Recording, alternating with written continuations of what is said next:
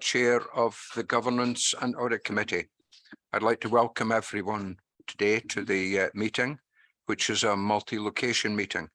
It will be live streamed and recorded and will be available for viewing after the meeting. If the live streaming fails, the meeting will continue and a recording will be available through the Council's website. Translation facilities are available, and for those attending remotely, please choose your language of choice. For those wishing to speak in the chamber, please raise your hand. For those attending remotely, please use the raise hand function. We'll alternate between speakers in the chamber and remote attendees. For those attending remotely, please note that those in the chamber will be unable to use the chat facility. Committee members who are attending remotely are requested to leave their camera on throughout the debate and when voting in order to maintain the integrity of the decision-making process. If you do need to leave the meeting temporarily, please put a message in the chat function and then let us know when you return. I expect everyone present and participating in the meeting to conduct themselves appropriately and be respectful to one another. That applies to members, officers, and any member of the public. When the debate is opened to members, I will ask committee members to speak and put their questions first, followed by non-committee members. I certainly don't want to stifle debate, but please let's all try to stay focused on the subject matter, particularly as we have a pretty long agenda today. If I feel that the length of individual speeches are impacting on the overall time, then I'll point that out.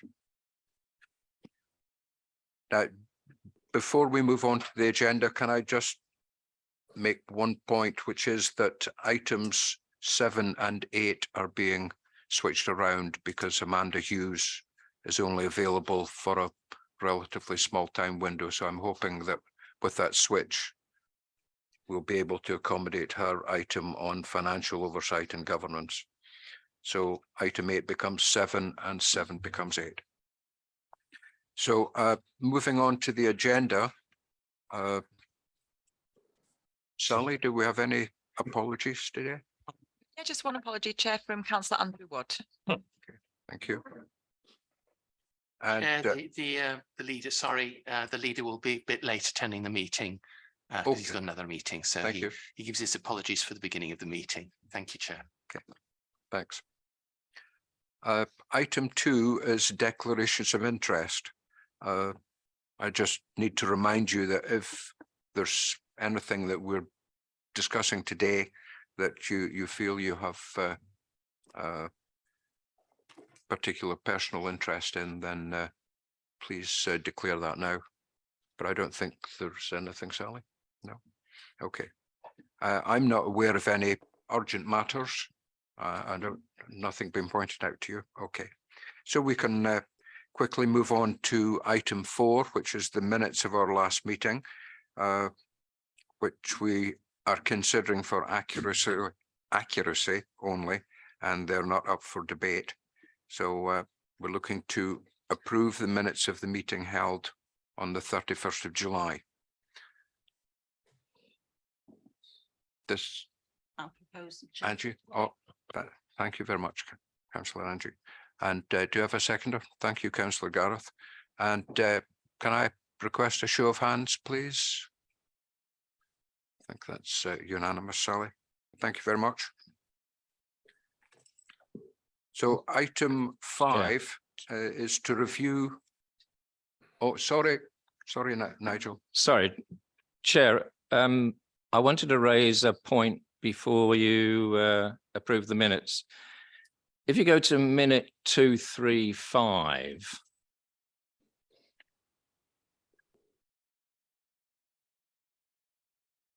Yeah. You may recall at the last meeting, there was considerable discussion about the draft annual governance statement. And at the end of that, there were a number of comments made, and I made a number of comments which are reflected in the minute. But you were asked specifically by the Vice Chair to clarify the resolution that was being requested of committee, and the resolution was effectively that the annual government statement be noted and that the comments submitted during the debate be then taken away by the working group effectively to review in relation to redrafting of the annual government statement. It was not that the draft AGS be approved. What we did do was to approve the second bit, which was the local code and governance framework. We certainly did not approve the draft annual governance statement. Now, it may be that in the course of minuting, those 2 or 3 issues have become conflated, but I would express concern that we did not approve and that the minute should be amended accordingly. And if you go back to the web stream, you will see specifically what I referred to as it came up during the course of that particular part of the meeting. Yeah, I'm aware that you went into writing on that subject. Yeah. Subsequent to the issue of the draft minutes. Yeah. So I would ask that change is effected before the minutes are formally approved. Chair, please. Okay, Sally, can we approve these minutes subject to? Yeah, we can certainly go back and review that, and we can, approve subject to the amendment. Okay, Yeah, thank you, fine. Nigel. I think, yes, I've got a little bit confused in that because I thought the inclusion of the points that you had raised in the minute in themselves would lead to what you were requesting, but you're quite right. We didn't approve it as written at the time. So we'll amend the minute. Thank you, Chair. Okay, thank you for that. So now can we move on to the item 5, the Governance and Audit Committee Forward Work Programme. Please. Does anyone have any questions, any points to make? It's pages 9 to 12 of our pack. Nigel?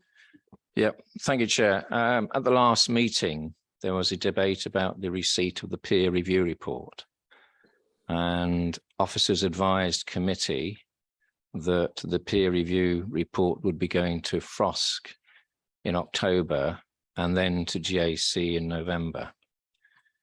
At which point in time reference was made therefore to the necessity to alter the work programme for GAC in order to accommodate receipt of the report. Now, I currently cannot see the peer review report on the GAC committee agenda. Just would seek clarification from officers as to when the report will come, and therefore inclusion on the GAC work programme would be appropriate, Chair. Yes, sure. It certainly is not there at the moment, but sure that the peer review is included in the forward work programme going forward, and it will come to the November committee. Thank you.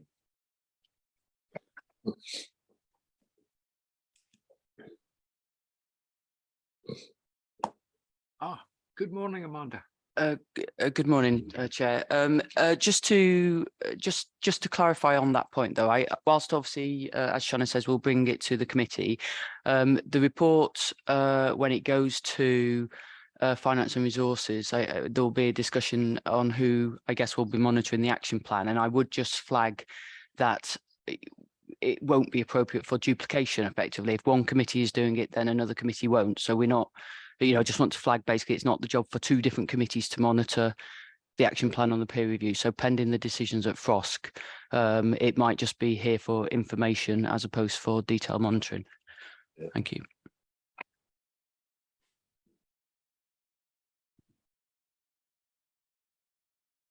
Do we have any other questions?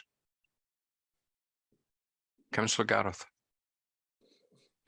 Just following on from what you said there, Amanda. So is it for FROSC to decide who monitors it, or is it for some guidance to come through to Frosk as who should be monitoring it? Basically, I think we need to just decide who monitors it, because I think I mean, it's an interesting point actually, and it relates to, I guess, some of the other reports that are on the committee today, isn't it? I'm not sure how practical it is for every single action plan within the authority to be monitored by the audit committee. What the audit committee needs to be assured of is that somebody somewhere is appropriately monitoring it, isn't it? So I think it is the case that it might be appropriate for certain action plans to be monitored by other committees, and the peer review might be an example of that. So I think it's subject to absolute decision about who does monitor it. You understand exactly where you're coming from, and you're absolutely right in that we can't possibly do everything. I've just wondered what was the process of making the decision as to what committees or who actually did the monitoring? Yeah, so the report, in terms of the peer review report for Frosk, that's currently being prepared, and that's one of the questions that I'm discussing effectively about how we do that. I think in terms of I think there's a wider question though around some of the monitoring, because in fairness, it's a point Councillor Paul has raised outside of the meeting really about this width and breadth of what's coming to audit committee to monitor, and it's something we've been discussing as officers really about. I think we need perhaps to have a much clearer process, as you say, about which committee is monitoring which action plan, because I don't think it's feasible for the audit committee to be monitoring everything. And in fact, actually, not only is it not feasible, I think it may be more appropriate that other committees and other scrutiny committees are monitoring, specific plans. And as I say, you have the assurance here that's happening. And from your point of view, you're getting the assurance that the arrangements around the implementation and monitoring of that plan are happening, but they're happening in another committee. So I think it's something that's in terms of sort of defining what that process is. I guess probably at the moment I'm suggesting that we need to give some greater thought and clarity to that and determine exactly how we'll take that forward going forward. Amanda, can I just ask a follow-on question? How would you see us as a committee gaining that assurance? Is it through being presented with 6 monthly updates on the action plans, for example, as we do with the external report actions, etc.? Yeah, I guess I would still anticipate the detailed report that currently comes about all the implementation of all the actions. I would still potentially see that comes to the audit committee, so you can be confident, as you say, that it is being dealt with and monitored by another committee. Yep. Okay. Thank you.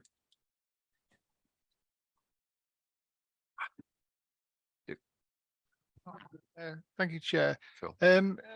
In the last minutes, there was I brought up an item about the use of town centre buildings, and somebody was going to check if there was a follow-up report being prepared for us for that particular thing.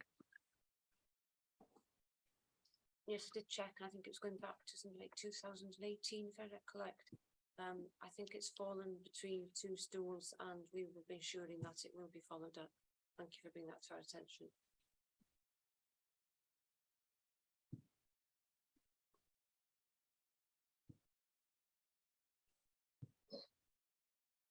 Nigel?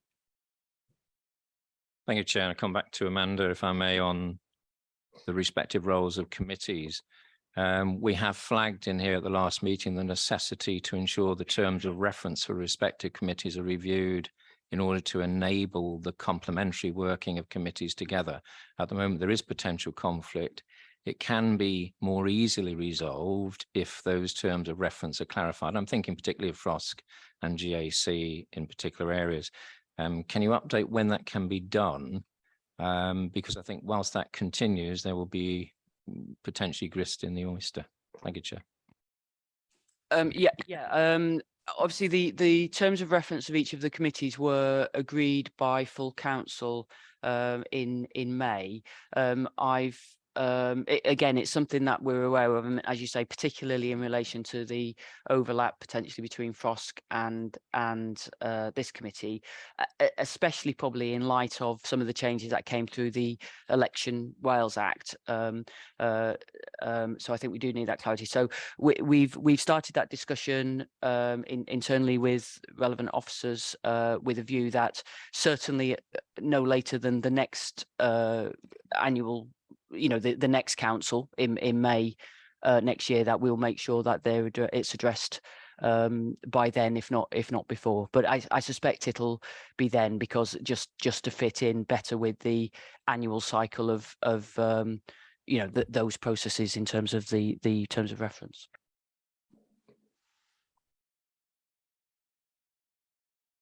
Okay, does anyone have any other points, questions? Right, so please can I ask for a proposer in support of the work programme? Thank you, Councillor Paul. And seconder? Thank you, Councillor Angie. And finally, a show of hands, please.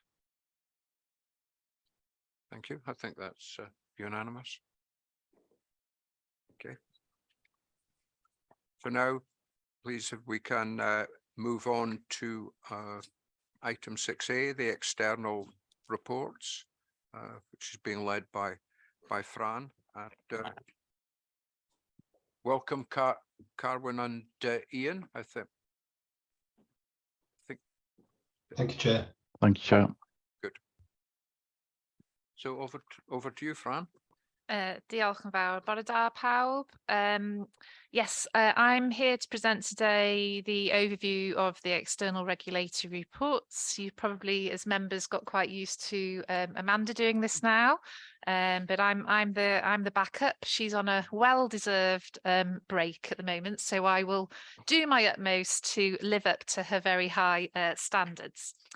Okay, so there are 7 external regulatory reports that we're presenting today, and just to remind members that in the context of Governance and Audit Committee, our aim is to provide assurance that we have acknowledged the content of our regulators' reports, and that we give you assurance that we are acting accordingly and implementing action plans. And as you are all very familiar now, we do have a very strong cyclical process in terms of following up via our service performance review process, and then we bring updates in terms of progress back to Governance and Audit Committee. So we do have some officers here today who are in attendance to help with any queries that you may have around the specific reports. But if it's okay with you, what I plan to do is just go very briefly through each regulatory report, and then I'll hand over for questions, if that's okay, Chair. Yes, thank you. Okay, so in terms of the first report, this was a missed opportunity, social enterprises. So this was a national report, and I'll just take you to page, where are we? Page 15 of the pack. The question was, are local authorities doing all they can to create and support social enterprises to provide services that help people and communities? And the conclusion was local authorities are not effectively working with social enterprises to maximise their impact, make better use of resources and improve services for people and communities. So clearly work to be done there. Just for context, remember that this is a national report. We do have a good history within Conwy that whenever there is a national report, if we haven't been particularly interviewed as part of that process, we will always go through that report and challenge ourselves as are there aspects of that resonate within Conwy, and that's really important to do. In terms of the recommendations, an action plan is within the pack, and that's mainly about undertaking a self-assessment to help Conwy identify an individual development plan. And I can give assurance that that work has now commenced to do that self-assessment. Okay, moving on to the next report. This was our ARA, as we call it. We like an acronym. Sorry, Councillor Stephen. Thank you, Chair. Just on the social enterprises, does Conway County Council currently have any processes in place into how we deal with those social enterprises? And do we have a terms of reference as to how we deal with them? And I believe we have over 70 social enterprises which we currently deal with. And do we have an extensive list as to what types of social enterprises we are dealing with?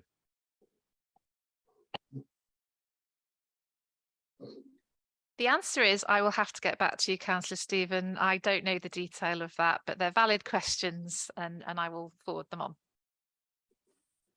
Yeah, now I'll be dealing with questions on each as input on that. In a sense, I wouldn't want us to 7 reports, to lose points. No, I personally, I think it's best if we take questions after each report. Right. So I can ask a question on the social enterprise report now. Yeah. If Fran has finished.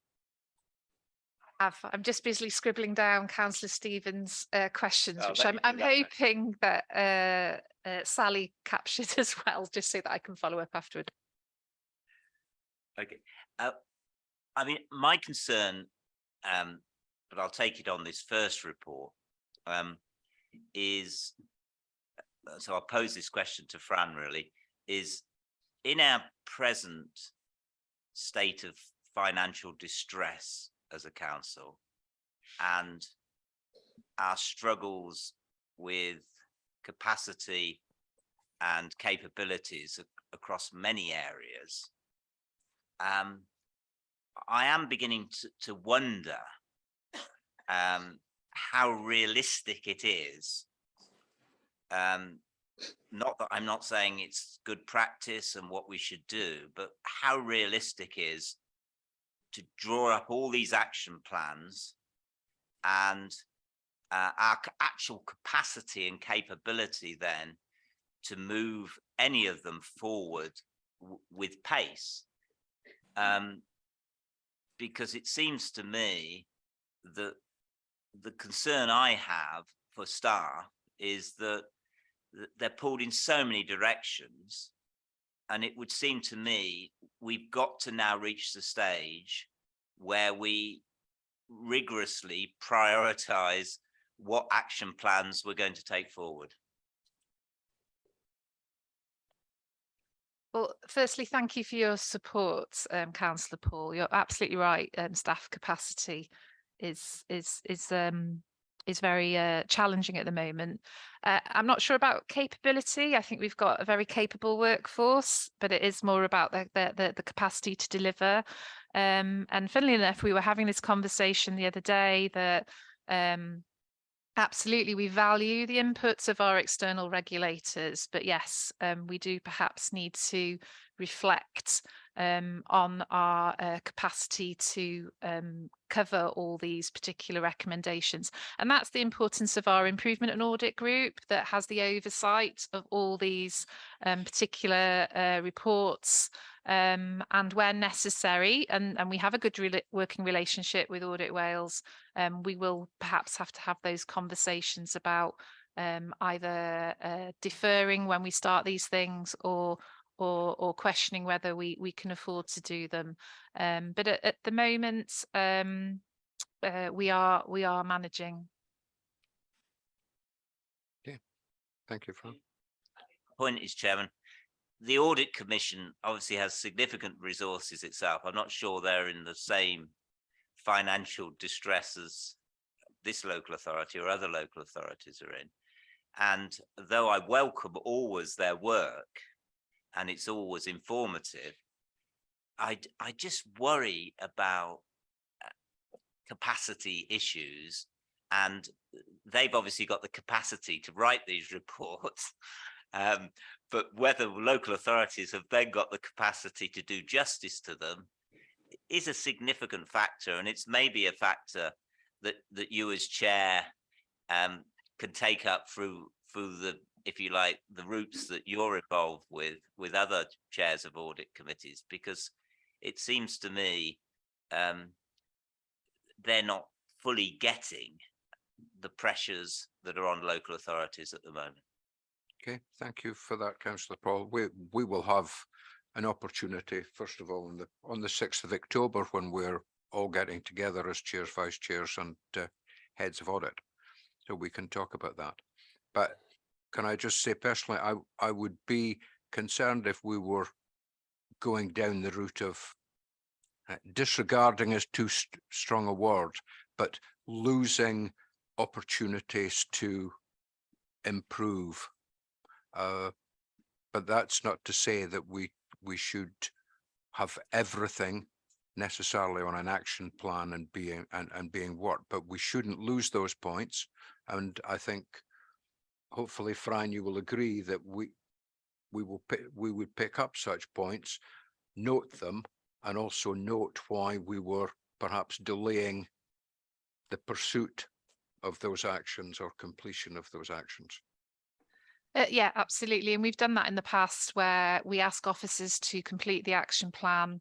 And, you know, I can remember some examples a couple of years ago where we just couldn't afford to implement some of the actions, or there were capacity issues. And as long as that's recorded, so we can acknowledge either why we're doing an action or why not, then that's always been accepted by Audit Wales. But I should caveat that when you go through these reports, a lot of the recommendations, whilst very valued, are not often a surprise to us. You would worry if they were a surprise to us. So it's often the case that we've already got actions in place. We've already identified that need for improvement through our own self-assessment process. Okay, thank you. And thank you for your point, Councillor Paul. And can I also provide assurance that any report that we get through Audit Wales is fed into our internal audit assurance map, so we can identify any areas where there are gaps in assurance. So it does feed into that as well. Can I just come back on that? I accept that, Shonid, but in a sense, as you know, we are struggling with many of our statutory duties at the moment in relation to specific service users. And obviously there are statutory duties under the legislation made clear in this report to social enterprises. And I'm not dismissing that at all, but I think we are in this, I absolutely, in my own mind, we are in the stage where we're having to prioritize which are the most important statutory duties that we focus on. And so I think we just need to be open and acknowledge that. We can't at the moment do everything we should do. And some of the things we should do may be a statutory duty, but maybe it's a less important statutory duty than another statutory duty. Absolutely, and that's where the assurance map comes in to help us prioritise where we direct our attentions. Thank you. I think we're all on the same hymn sheet, Councillor Paul. Phil? Thanks, Chair. With regard to this actual external audit report on social enterprises, I recall that when I was working here, we had quarterly meetings with the third sector. I mean, they were led by social services, but I attended. And this looks like they're running over something. If we don't do it anymore, we don't do it anymore, but something we already do, which is have meetings with the third sector to raise points of interest for both. So the health authority used to attend. So has that stopped? Because that surely would cover a lot of this report. Ah, can you put your, Yeah. Yeah, thank you. Yeah, just to answer that from the social services point of view, yes, those third sector meetings do still take place. And we have a strong relationship with our CBSE colleagues as well. But this is across the authority. So I think that's the work that we're working towards in terms of how that happens outside of social care, but that work is happening in social care. And we're working with corporate procurement on all our contracts to identify which ones are contracts with third sector and social enterprises, so we know who we are procuring with, and those ones that we've got, how much investment we've got going into the social enterprise third sector at the moment. So yeah, the work is in progress. Yes. Yeah, thank you. Okay, Phil. Any other questions, or can Fran move on to the next report? Over to you again, Okay, Fran. thank you. So the next report, as I was saying, we call it the ARA, the Assurance and Risk Assessment Report, and this is in relation to Audit Wales requirements to look at what we're doing in terms of the Local Government and Election Wales Act. So the focus of this study was around carbon reduction. And a positive report was received in July saying that the council is putting in place arrangements to assure itself that it is meeting the requirements of the Act and has a clear vision and strategic support for its approach to decarbonisation and that challenge of net zero by 2030. Again, as is our format, there is an action plan within the pack to provide you with assurance in relation to this report. Unfortunately, representation from ERF wasn't possible today, so I may have to go back to them if there are specific questions. I'll pause there, Chair. Councillor Paul. Amanda elsewhere in the system has advised us that on the recommendation for this report on net zero, that she will be bringing forward a costed plan for the net zero plan in the medium term financial strategy. Now, I think Amanda was telling us most recently that she hopes to have that medium term financial strategy in front of us before Christmas. Can I be assured that the net zero part of that, the business plan for net zero and its costing, will be part of that? Thank you, Councillor Paul. I'm not, I don't feel comfortable in promising that I can do that by December. And the reason I say that is because I'm not au fait with the detail of the work we need to do as an authority to achieve net carbon. So I'll obviously have to liaise with appropriate colleagues to ensure that I'm cited on that. My concern as well, I guess, a little bit, and it's around that whole issue of affordability, is that obviously you know, there would need to be significant capital investment to achieve some of these things, and again, I'm not clear about the affordability on that. So I guess the point being is I am fully aware of this recommendation, and I will certainly be discussing and liaising with appropriate colleagues to make sure that I can seek to get what you're asking for to you as soon as possible. But I think it would be remiss of me today to promise it would be December, because I'm not sure of the devil of the detail, if that's okay. But obviously as soon as I can. Thank you.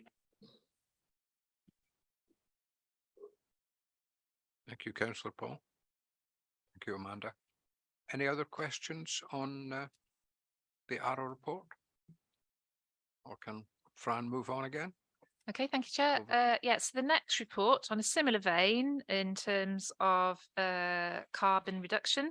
So the previous report was a local report. The next report, Public Sector Readiness for Net Zero, was a national report. So this was asking the question, how is the public sector preparing to achieve the Welsh Government's collective ambition for net zero public sector by 2030? It's not that far away now, really, is it? The conclusion was that there's clear uncertainty about whether the public sector will meet the 2030 collective ambition. Our work identifies significant common barriers to progress that public bodies must collectively address to meet the ambition of net zero. And whilst public bodies are demonstrating commitment, they must now significantly ramp up their activities, increase collaboration, place decarbonisation at the heart of their day-to-day operations and decisions, and organisations need to be bold and innovative. There were no specific recommendations within the report, but every local authority was asked to consider the key messages. And in terms of Conway, to provide assurance, we already have our carbon reduction programme, and that cross-referencing has been done, and officers have provided assurance that our actions are all listed and regularly monitored within that particular programme, which meets on a regular basis. And that programme is the Climate Challenge Programme Board. So I'll pause there for any questions. Thank you, Fran. Nigel? Thank you, Chair. I'm going to make the following comment in an effort to be helpful to officers. This section of the report comprises several hundred pages on this single item. The agenda is significant in length today, and I wondered whether, when looking at this type of issue, the following approach might be considered by officers. Having done the hard work of summarising what the reports are, can we look at moving off the agenda the full report into an appendix that's potentially hyperlinked, retain the action sheet that is in the middle of these papers so that the GAC can focus on that as a crucial issue? I say that on the basis that the AW reports are fairly lengthy and much of the agenda is taken up with that information. And you have to bury through this item to try and find the respective action plans. And I think there's just an easier way potentially to present on this type of report going forward. My specific question is, having found action plan on carbon zero at pages 151, 152, I would value a comment back, if possible, on the numbers and percentages of members and staff who have currently undertaken the carbon literacy training, or an expectation of how that program is going to be rolled out. Because although there's an implementation date of December 2023, I know that not everybody's going to be trained by that point in time. So what actually are we looking at in terms of rolling out the training for members and officers on this area, please? Thank you, Chair. Thank you, Nigel.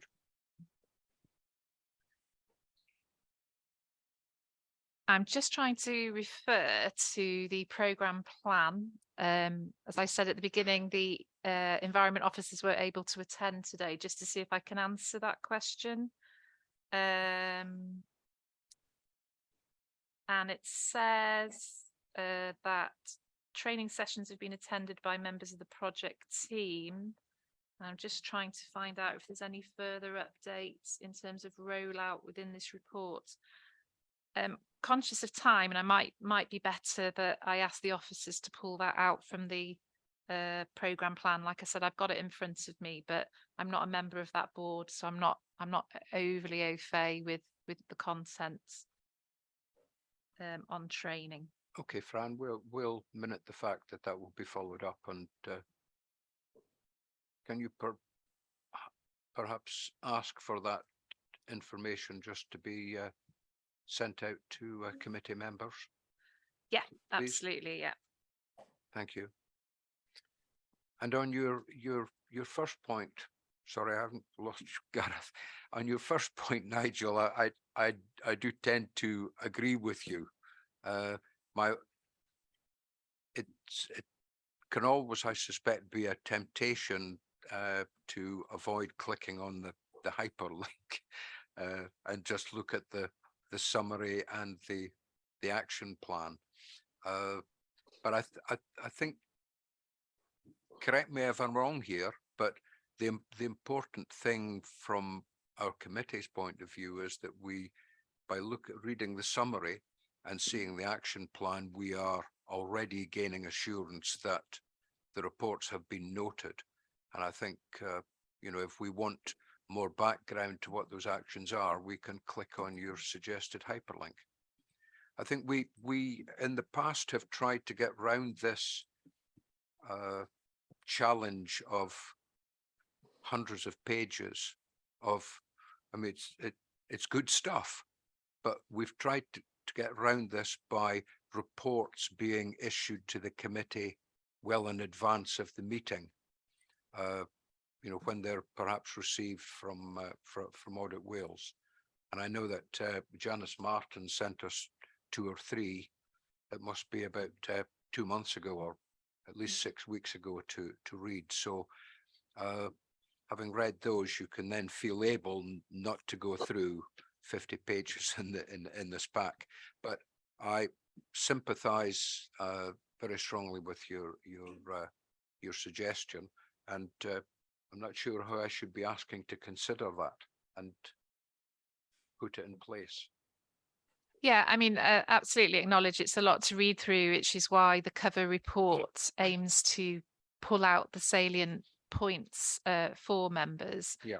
I guess I'd have a chat with Sally in terms of how that works with modern.gov of hyperlinking, but certainly we could rearrange the order within the pack to have the action plans first. And as you quite rightly say, Chair, we are working, Janice does send the reports out in an email well in advance to allow members time to read them. I'm just not sure about the hyperlinks and how that works on. No, Sally's saying no, that won't work. But we can look at the reorder, certainly, if it makes it easier. Yeah. Go on, Nigel. Yeah, through you, Chair. I'm just trying to take a more realistic view about what is expected of members when they come to look at agenda papers. You've already got a summary of the report, you've got an action plan of the report, but you've then also included the full report. So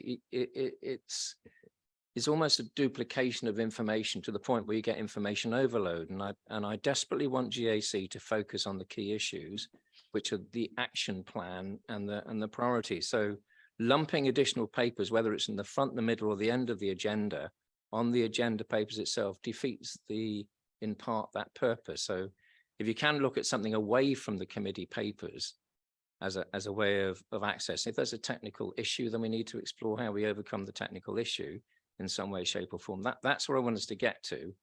Not we've got yet another agenda and 700 pages, but we've reordered the information reports, therefore it's easier for GAC to look at.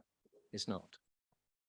Yeah, I think, Fran, perhaps we can, it's not something that can be set in stone, of course, because we never know when you are going to receive these reports from Audit Wales, but perhaps at least as a minimum, we can have a process in place where, as they're received by yourselves, they can be forwarded to the GAC. Because I feel as a GAC, we have responsibilities around these external reports, and we should be reading them. The key thing is indeed the action plan and gaining satisfaction, gaining assurance that appropriate actions are being taken. But I certainly think we need the background as well. So I'm with Nigel on this. It's very, when this pack came through my door, well, it couldn't come through the door, it was so big.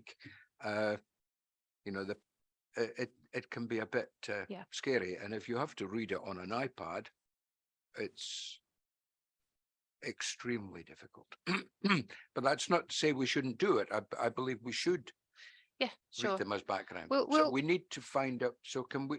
Yeah, I'm a big believer, Chair, on sleeping on things and then ideas ping in your head. So we'll have a look at it. One thought is that, you know, these are published reports. So I totally appreciate what you're saying, but we've a responsibility in terms of, you know, a public committee that should the general public wish to read about a report, they have access to it as well. But these reports are published on Audit Wales's website. So it could be a simple thing of just putting the web link within the pack, just so that that we have that transparency of where people could Yeah. go to read the full Yeah. report. So we'll have a think. We'll find a way. And certainly I know Janice does send the committee reports out in advance, and I'll feed back to her about how we can do that once they've gone through improvement and audit group, just to spread the load.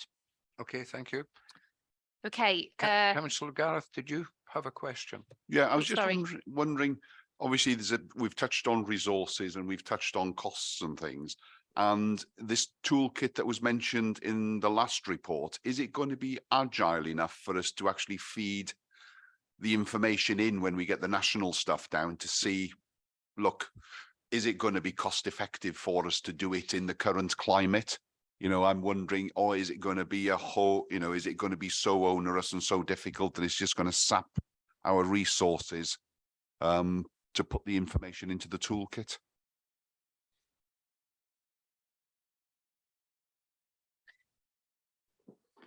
Sorry, in terms of the carbon reduction report? Yes, yeah, you know, we've been told we need to cost the carbon reduction side of things, and it says in the last report there's a toolkit on its way. Yeah. And I just wondered how agile that toolkit was. Was that, you know, what was it something that we could, when we get the national stuff down, we can put it in quickly and we can see whether it is doable from a financial point of view or not, or is it something that's going to take significant amounts of staff resources to actually feed into the toolkit? Hi, can I come in? We haven't actually seen the toolkit as yet, so we can't make a decision on that. But you know, we will be undertaking a cost benefit analysis of it. We do for everything that we do actually. So yes, that will be undertaken when we see sight of it. Okay, so is the toolkit something that all local authorities are going to be using for the costings? We are waiting for the Welsh Government toolkit. We haven't had it as yet. I know a couple of authorities have taken their own initiative to develop their own toolkits. So it's a bit difficult position at the moment. We're, you know, in the sort of between. Yeah, it's really difficult position where the Welsh Government are asking us to do things, yet they're not telling us how to cost them. Surely they should have told us how to cost things and then said, this is what we want you to do, but we are where we are. Okay. Can Fran move on? Yeah. Thank you, Fran. Okay, the next report was a national report. This was the Time for Change Poverty in Wales national report. I am grateful that there are officers here that can assist for this one. The question was, are local authorities doing all that they can to help tackle and alleviate poverty? The conclusion was that the scale of the challenge and weaknesses in the current work make it difficult for Welsh and local government to deliver the systemic change required to tackle and alleviate poverty. So again, huge undertaking and something that, just for context, has been a corporate priority within our corporate plans for many years. And the significance of this agenda means that it needs a corporate approach and needs a senior management lead on that approach. And Catherine, as head of integrated adults, is the head of service who has been allocated, I don't want to say responsibility because it is a whole local authority responsibility, but that lead coordination role. So there is an action plan in place. Some actions have already been done, but this is a long-term strategy and certainly something that Kat is working on in terms of developing that longer-term approach. So I will pause there for any questions.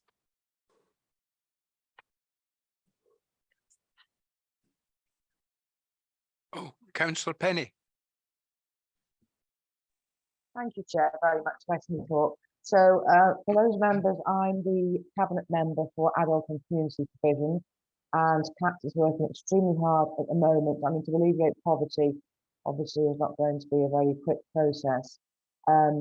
We work very closely with food banks. I'm sure you all know that I started a food bank. So we have got lots of contact with food banks.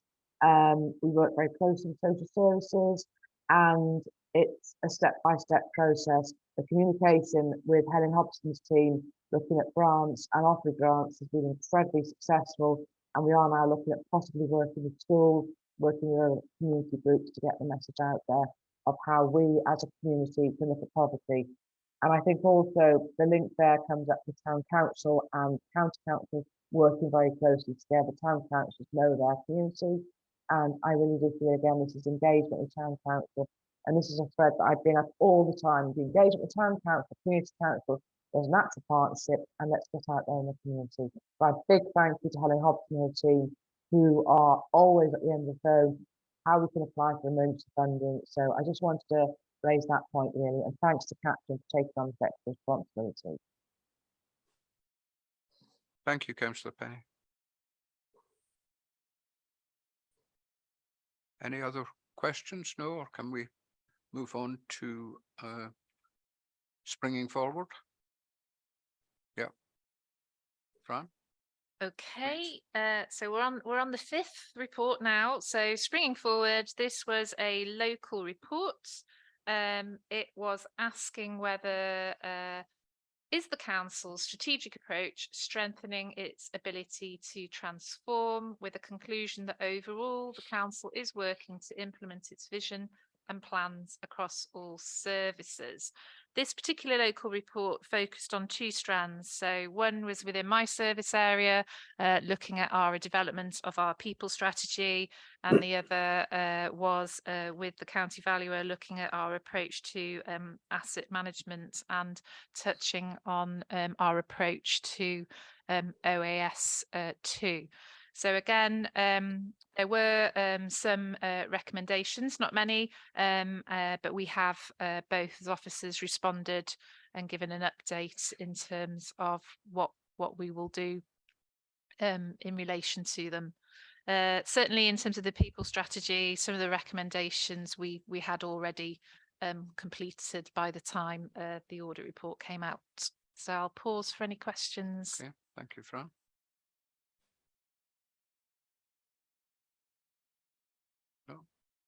See, I could have answered questions on that one as well. It's all right, I'll keep going. Right, number 6 was the National Review of Care Planning for Young People, subject to the public law outline pre-proceedings. And Tesney is here to answer any specific questions in relation to this national review. So this was undertaken by Care Inspectorate Wales to review and provide external scrutiny assurance and to promote improvement regarding the quality of practice in relation to the care planning for children and young people who are subject to the public law outline pre-proceedings. A letter has been received summarising the findings from the review, and that's within the pack, and a further national overview report will be published in due course, but I don't think we haven't received that yet. So again, I will pause there for any questions.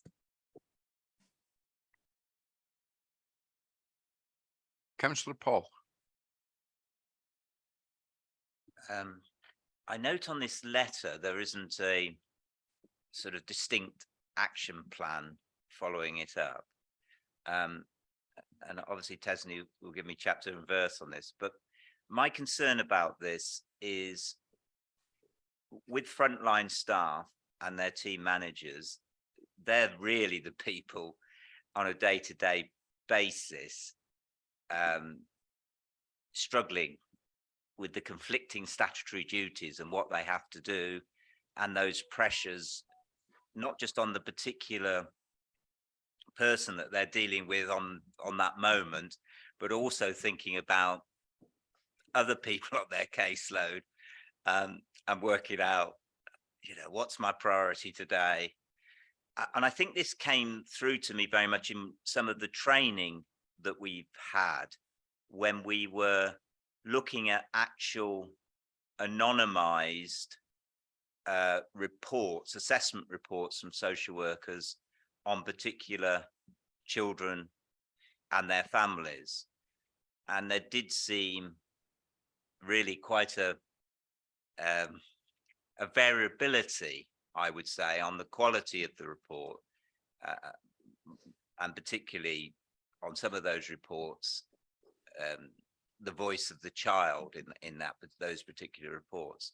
So my concern is on this, that this letter doesn't sort of deny some of those issues. It's acknowledging some of those issues, but I think I suppose the question I'm asking is,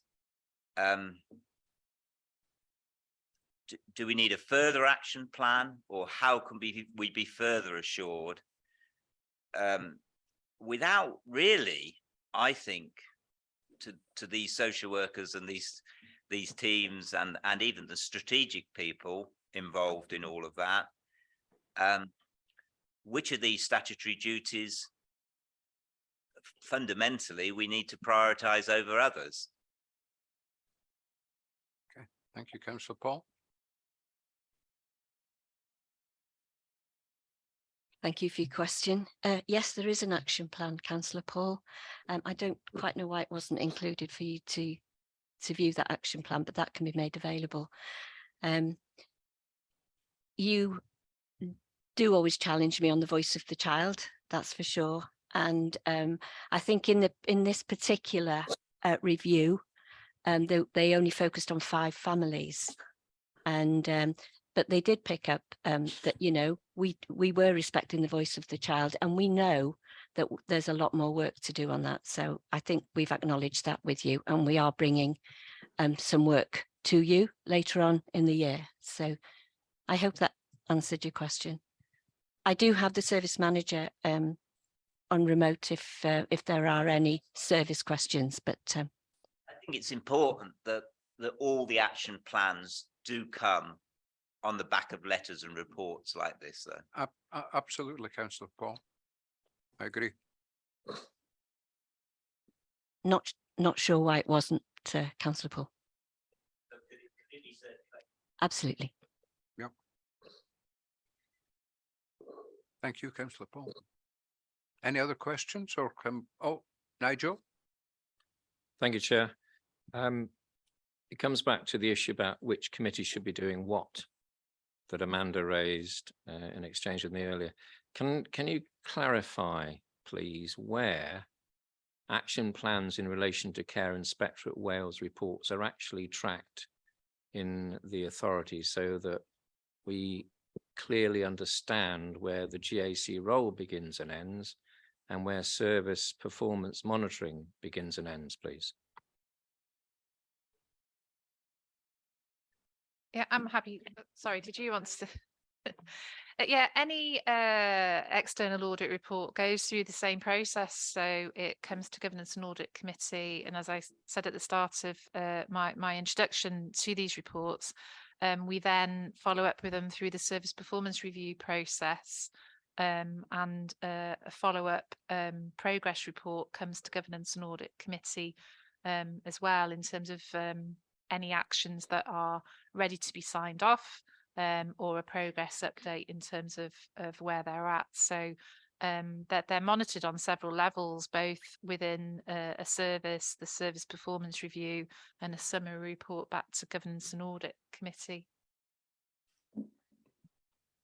I think then, just to build on, I guess, the point I was making earlier, is that I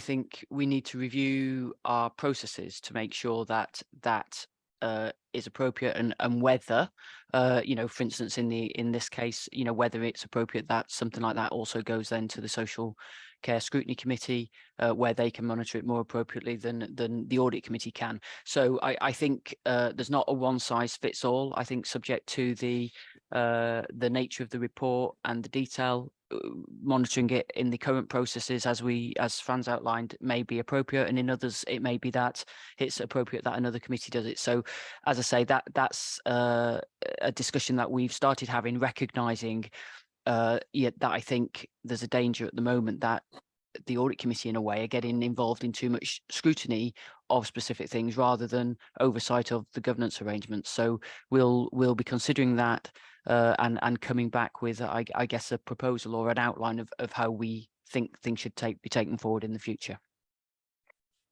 Okay. Thank you, Amanda. Any other questions, or can we move on to the final Final one. report, wellbeing objectives? Yes, so thank you, Chair. So setting of wellbeing objectives. This is normal practice through Audit Wales that when we renew our corporate plan, and just for context, our corporate plan is also our wellbeing objectives under the Wellbeing of Future Generations Act. So Audit Wales did a review to ascertain what extent has the council acted in accordance with the Sustainable Development Principles when setting its new wellbeing objectives. The conclusion, I'm pleased to say, was positive. The council has demonstrated a robust approach in its application of the Sustainable Development Principle. But it did recommend that we should consider other organisations' objectives and the related impact on its own objectives. So we acknowledge that we will look at that. We undertake an annual review of the corporate plan, and we will build that process in.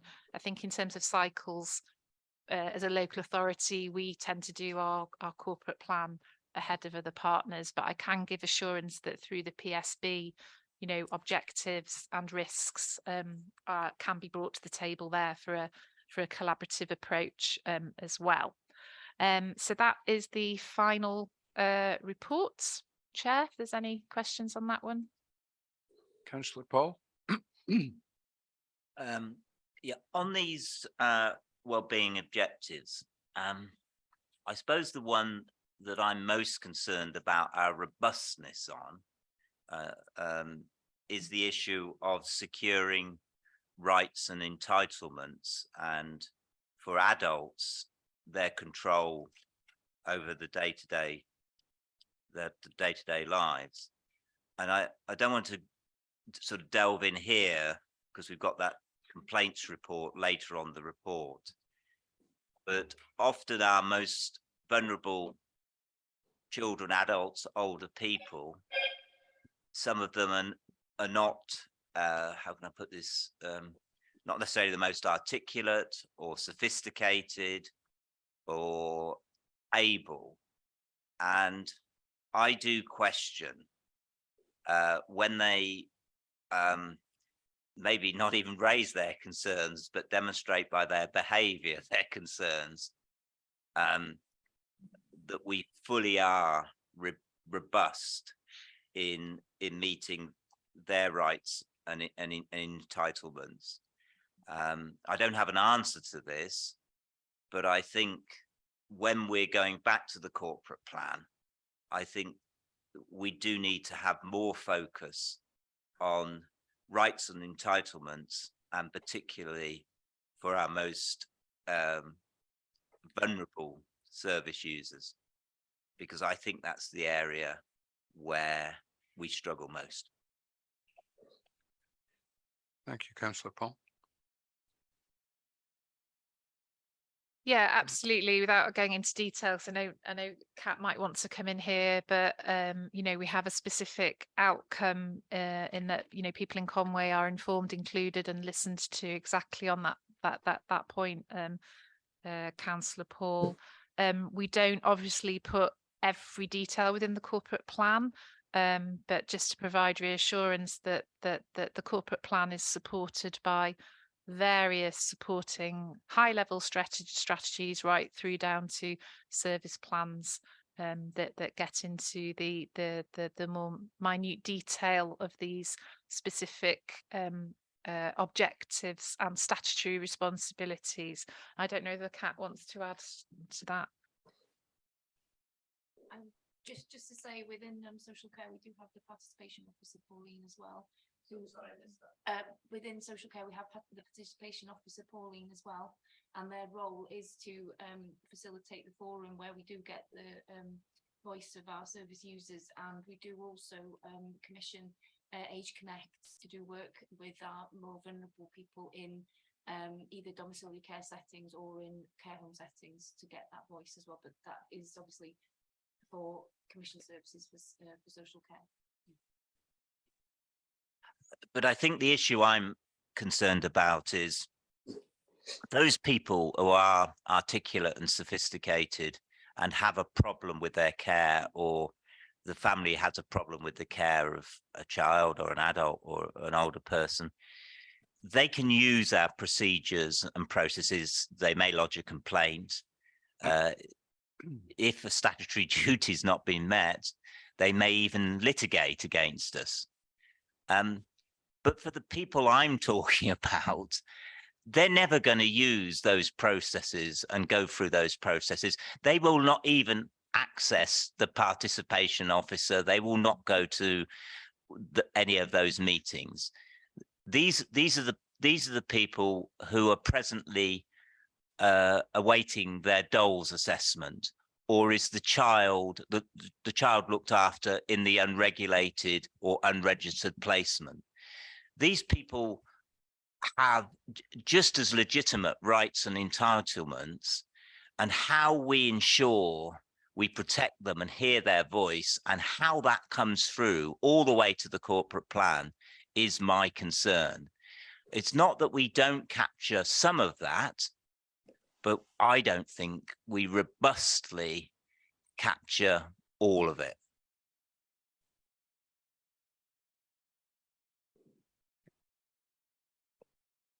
I totally agree with you, Councillor Paul, and I think those people are the hard to reach people. They don't engage us either in some cases.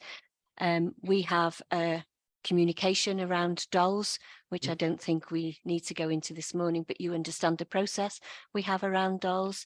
Again, you know, it's a matter of resources as to how we get to all those people, but they are the hard to reach group. But we do try, and we have things in place. We have advocacy.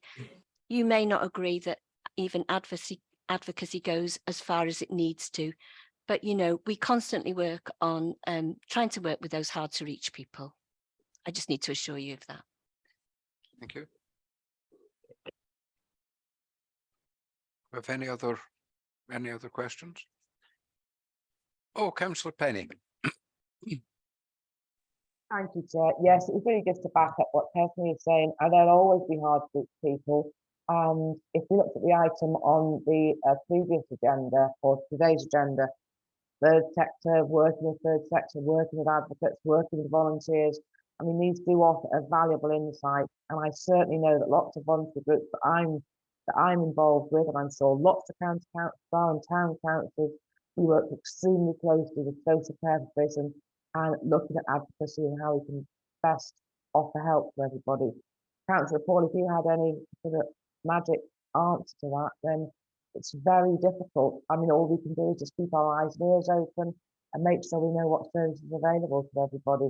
It is a difficult one, but we're continually trying to strive to make sure we meet that need, but it is a difficult area. I agree completely. Thank you, Councillor Penny. Does anyone have any other questions or comments on any of the reports?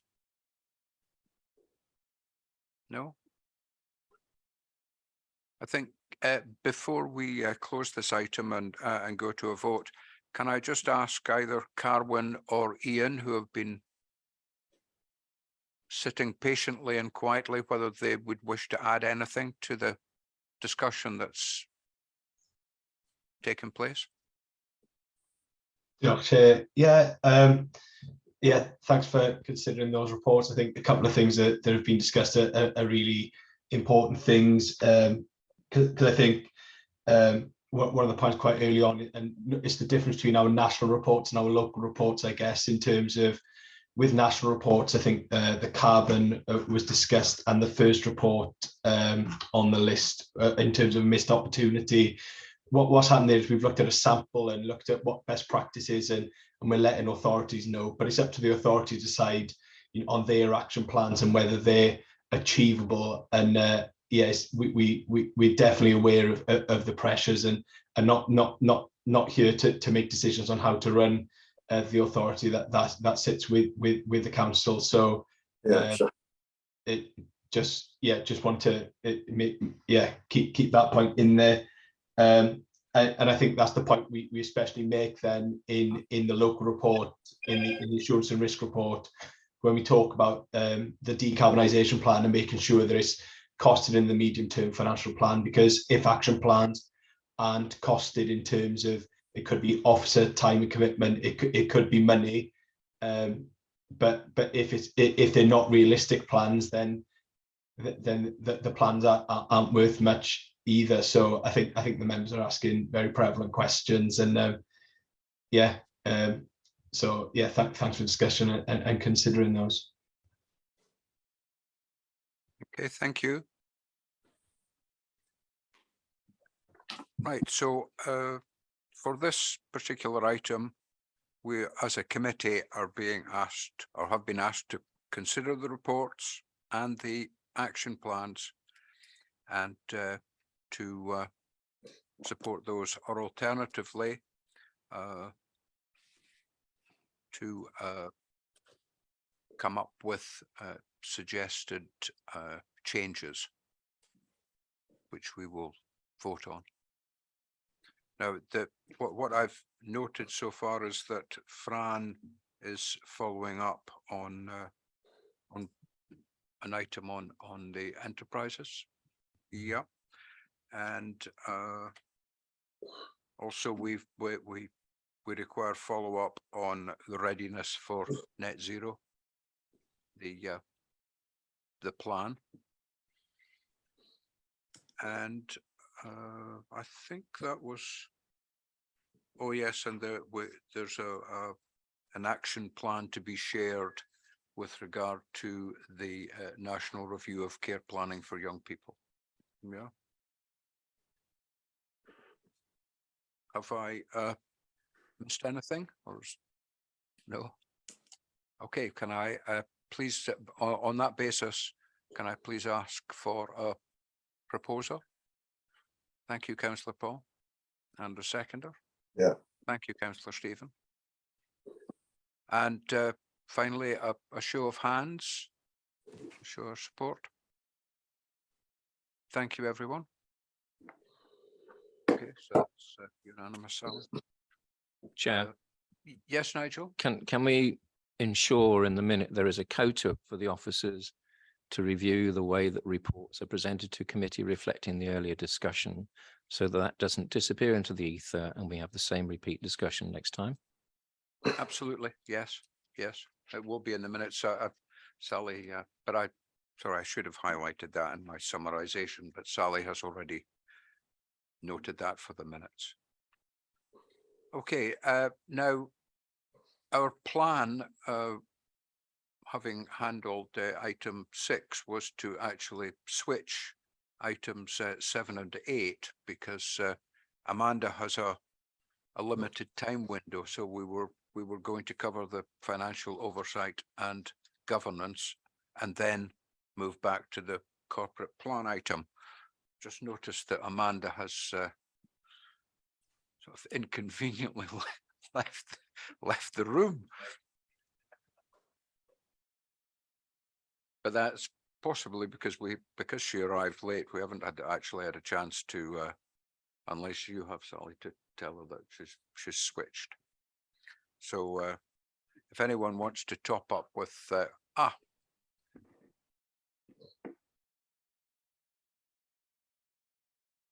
Amanda, but because you'd arrived slightly late, we didn't get a chance to or I didn't get a chance to advise you that we were actually switching agenda items 7 and 8 to accommodate your sort of limited availability window. So if you don't mind, you're on next.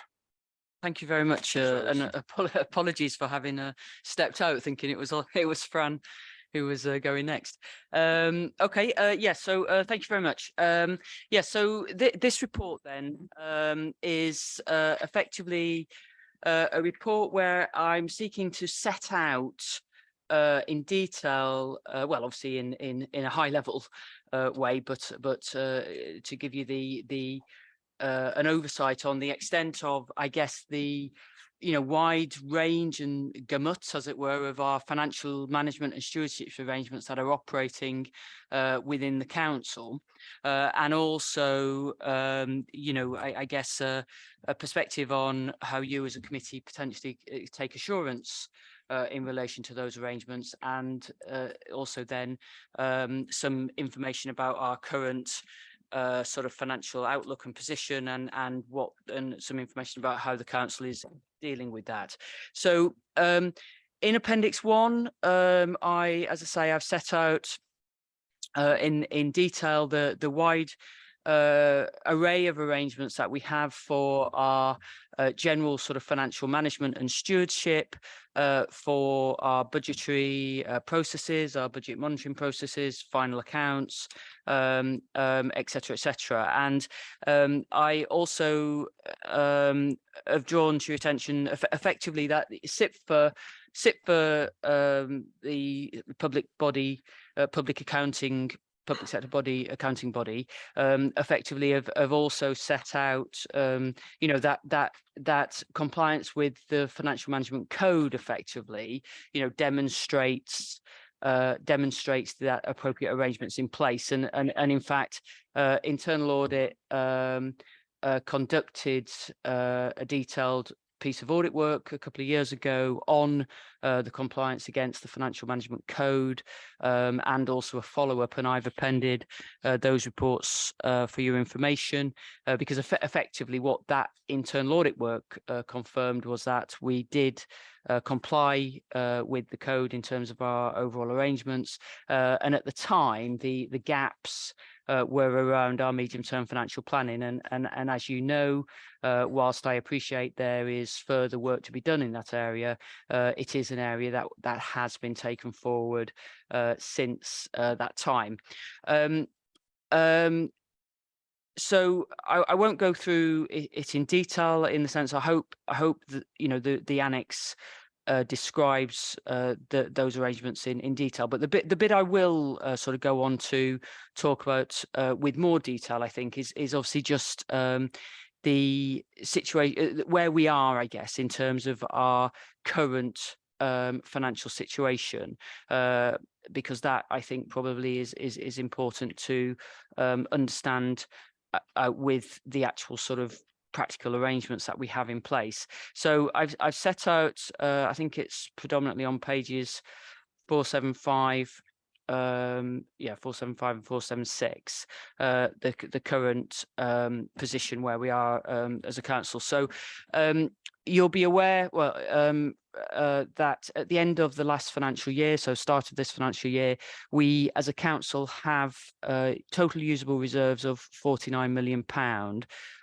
Some of those obviously are earmarked for capital and can't be used for revenue within the rules, and some of them are also held under a scheme of delegation with the schools, so are not also for general use across the council. So in terms of our revenue budgets, effectively it means we have around 25 million to support the revenue position of the authority, and 10 million to support the school's revenue position within the authority. So we recently, the Cabinet recently approved an updated reserves and balances policy, and within that there was a recommendation effectively that we should seek as a council to aim to hold around 5% of our net revenue budget in general fund balances, and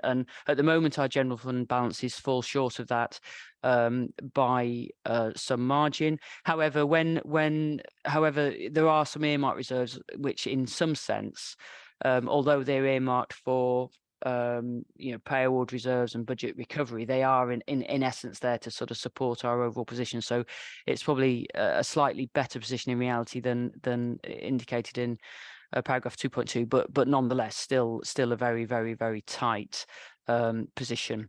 So in the current financial year, council, you'll be aware, set a budget in March that required the council to make, or the services to make, about 11.5 million in service reductions or budget reductions. So it could be obviously in service reductions and or efficiencies. And you'll be well aware that it was highly publicised that we raised our council tax by 9.9%. So our council tax now stands at 1,580, which is in the upper half of the council tax levels across Wales, but certainly not the highest. Cabinet have also recently considered. I say cabinet. I just bear in mind actually that all reports on financial matters, so all reports pertaining to the budget, pertaining to budget monitoring, etc., all go through scrutiny first, through the Finance and Resources scrutiny before they're then considered by cabinet.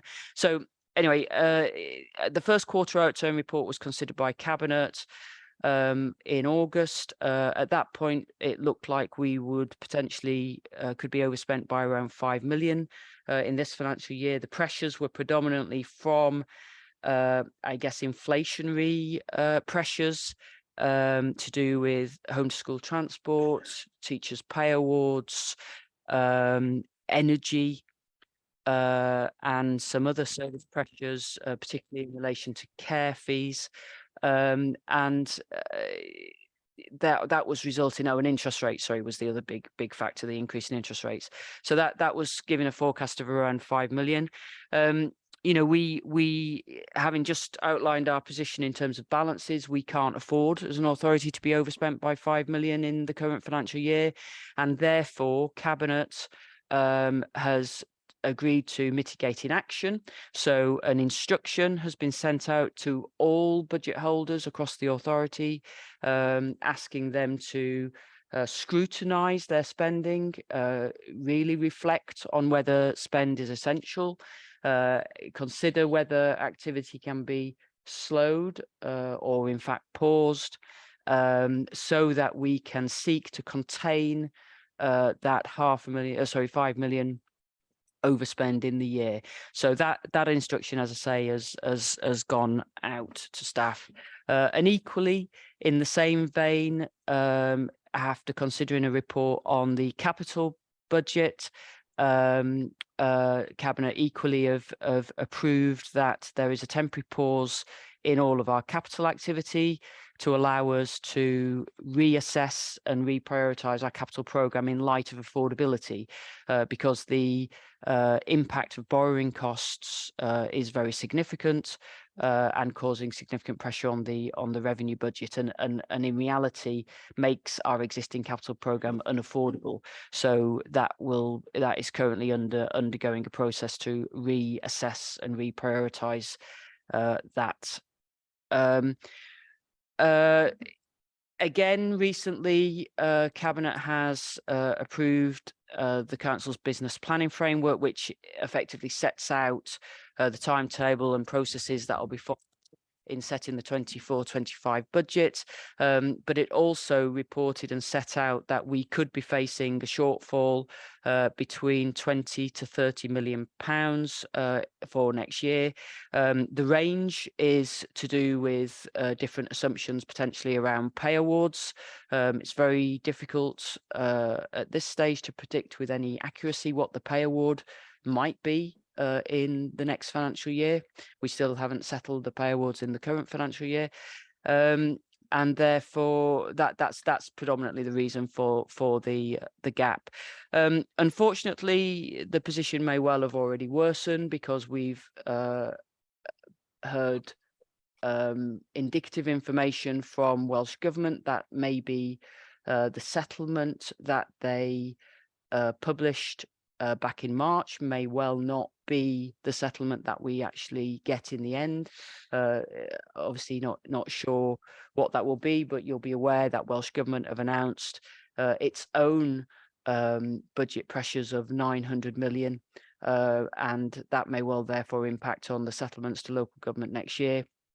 And if it's less than the 3.1% that they were suggesting, then obviously that will increase the pressure.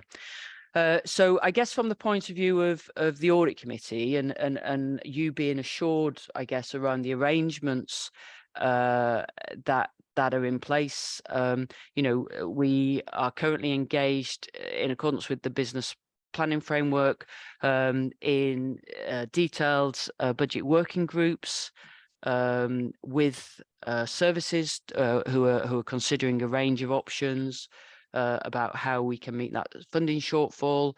Obviously, there's detailed analysis of our pressures and seeking to make sure that we get that figure to be as accurate as possible. And services are currently in the process of identifying those unavoidable service pressures, and we'll be making business case proposals over the next month. So we'll be in a position by the end of October to be much clearer about some of the pressures that are coming through. Notwithstanding, we'll still be in the realms of needing to estimate you know, pay awards and that kind of stuff, as well as interest rates, which are two big factors, so that we can start then to see where we are over the next month with more detail and therefore look at how we can potentially seek to you know, get to a balanced budget in March, or end of February technically. I've also just referenced that you know, it's notable that there, you know, are a number of local authorities across England who are now issuing Section 114 notices, Birmingham Council recently being the latest one. We are keeping an active eye on those in terms of looking at whether there's learning to be taken from them. And just recently, the other day, just last week, Gareth and I attended a Society of Welsh Treasurers group organised by the WLGA, and there were some speakers there talking specifically about Section 114 notices, and it's my intention to get in touch with them to again talk in a bit more detail about whether there are lessons to be learned or things that we need to think about in relation to some of those notices. So yeah, so in overall terms, then I hope well, two things: that gives you clarity on the context within which we're operating, and as I say, gives you assurance around our overall financial management and stewardship arrangements, but I guess specifically some detail around, you know, how we're seeking to address and face our current challenges within the extremely challenging financial climate that we are facing. Thank you. Thank you, Amanda.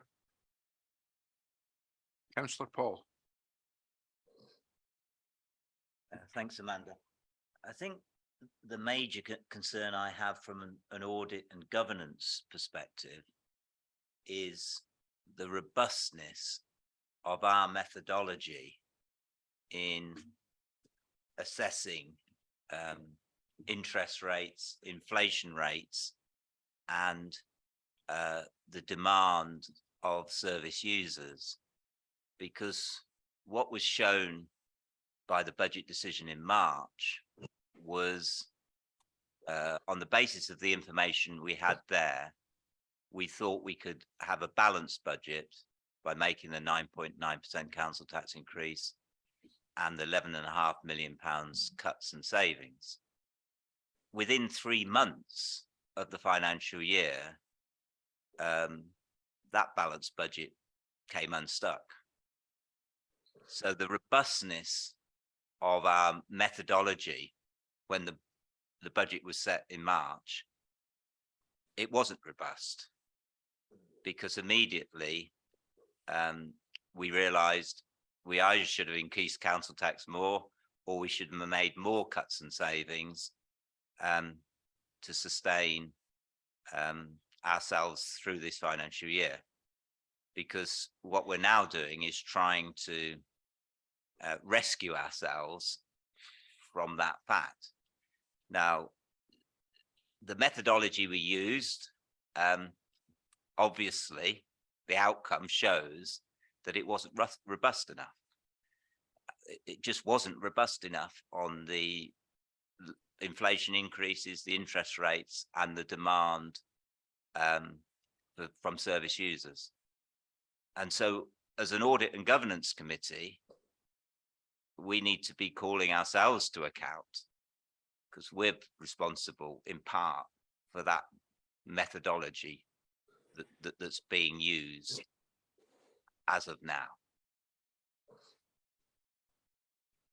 Thank you, Councillor Paul.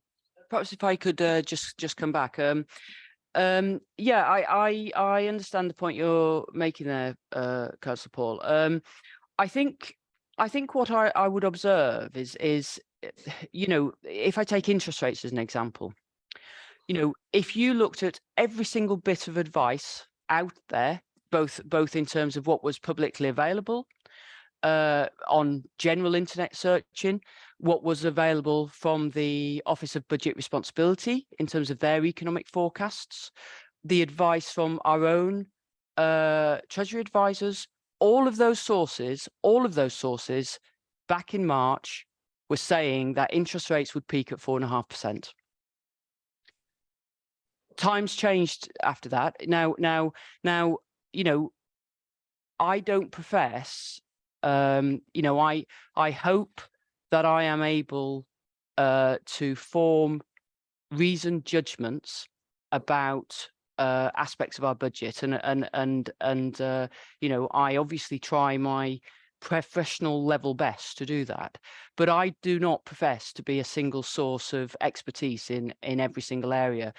You know, I can only rely on, you know, I'm sure there's many cleverer mind than mine at work in the Office of Budget Responsibility by a zillion.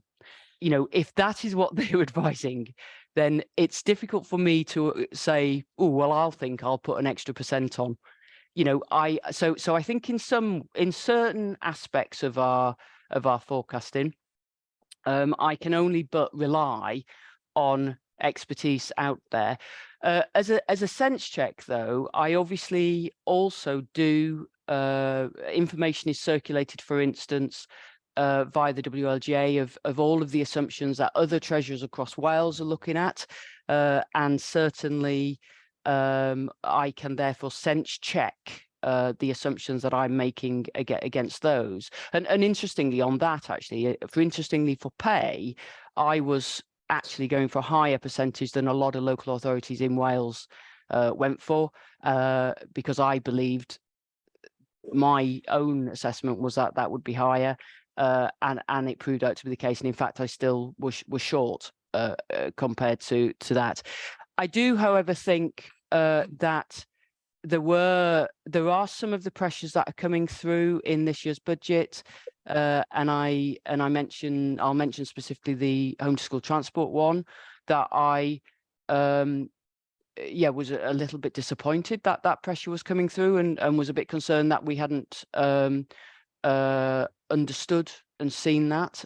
So I absolutely, whilst I appreciate I've just defended some of the things, and I'm saying that not you know, please, genuinely, I'm not being apologies if I sounded defensive. I'm not trying to be defensive at all, because absolutely, you know, it is in my interests to provide the best and most robust forecast I can for members to make informed choices and decisions when they set their budget. However, I'm merely just expressing, I guess, the difficulty of predicting the future. But I do think there are certainly lessons to be learnt in the context of challenging the robustness of some of our business cases and challenging some of the robustness of our savings proposals, because certainly, again, although as the first quarter outturn report showed, you know, the vast majority of savings proposals are looking like they will be achieved. There were one or two that aren't going to be achieved, and probably in the cold light of day, it probably should have been realized they weren't going to be achieved at the beginning. So I think the point being, I think, yes, I agree with you that we do need to be much more robust in scrutinizing some of the devil of the detail around some of the business cases and assumptions and savings proposals that come forward. And I recognize that point absolutely. But at the same time, there is always uncertainty in forecasting the future. So I just make that observation. To come back on that, Amanda, wouldn't it be wise on our methodology, whether it's on interest rates, inflation, or you call it the robustness of our business cases, but if you like those, because there's two things there. I don't think we necessarily assessed the demand appropriately, and I don't think we also, as you say, some of the savings that I've seen, if we'd have looked at them in more detail, we knew those savings wouldn't accrue in this financial year. They would accrue when implemented, those cuts, but they wouldn't accrue the savings until the following year. So in that circumstance, that's why I come back to our methodology. Shouldn't we always then legitimately put on top of our estimates of interest rates, inflation rates, demand for services, speed of savings, a percentage? And by doing that, we would also be helping ourselves on that roadmap to 5% reserves. Because in a sense, we'd be the right side of getting things wrong, in a sense. We could still be criticized. I mean, I noticed Anglesey have been criticized because they underspent their budget. But I'd rather be in that position. And our methodology would lead us to that position, because it would assist us to that roadmap to greater reserves. Yeah, I get that, and certainly, you know, that's an approach that we could take, and I you know, as you say, there's certainly sense in being prudent. I guess the danger is that it's that balance then, isn't it, between, you know, are you having to, you know, when we're facing significant cuts ultimately, do you make even more cuts than you needed to in order to provide that safety blanket, or do you not? And it's a balance, and it's a call about quite where you do that. And you know, I certainly think we need to be on the more cautious end of that equation, but equally you could go much further and as you say, make significantly higher cuts than you needed to, and that's of detriment then to our residents. So, you know, it's a difficult call, and I guess from my point of view, all I can seek to do in providing the advice to members is to outline and give that clarity of position to allow members to make that informed decision, because ultimately it's a member choice if you want to make more cuts in order to create that higher level of safety blanket in terms of the budget. So yeah, I can certainly seek to furnish members with appropriate information to consider that. Amanda, but is Councillor Paul really just talking about scenario planning?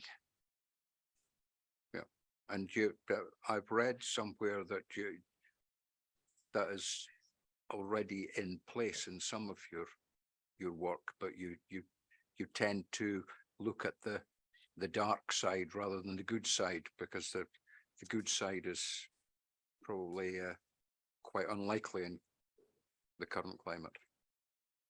Yeah, I think historically, you know, there hasn't necessarily been a huge amount of scenario planning, and certainly, you know, hence why I was saying that the range of reduction is between 20 and 30 million. And the reason for that is because there are different scenarios within that. So, you know, I can certainly, you know, I certainly intend and plan to include different scenarios. I guess the downside of scenarios is I think we all by nature have an optimism bias, and you know, if you give a range from 20 to 30, well people want to work towards the 20, not to the 30. So I think you can give a scenarios, can't you? But equally, you've got to say, well, what do you think it's really going to be as well?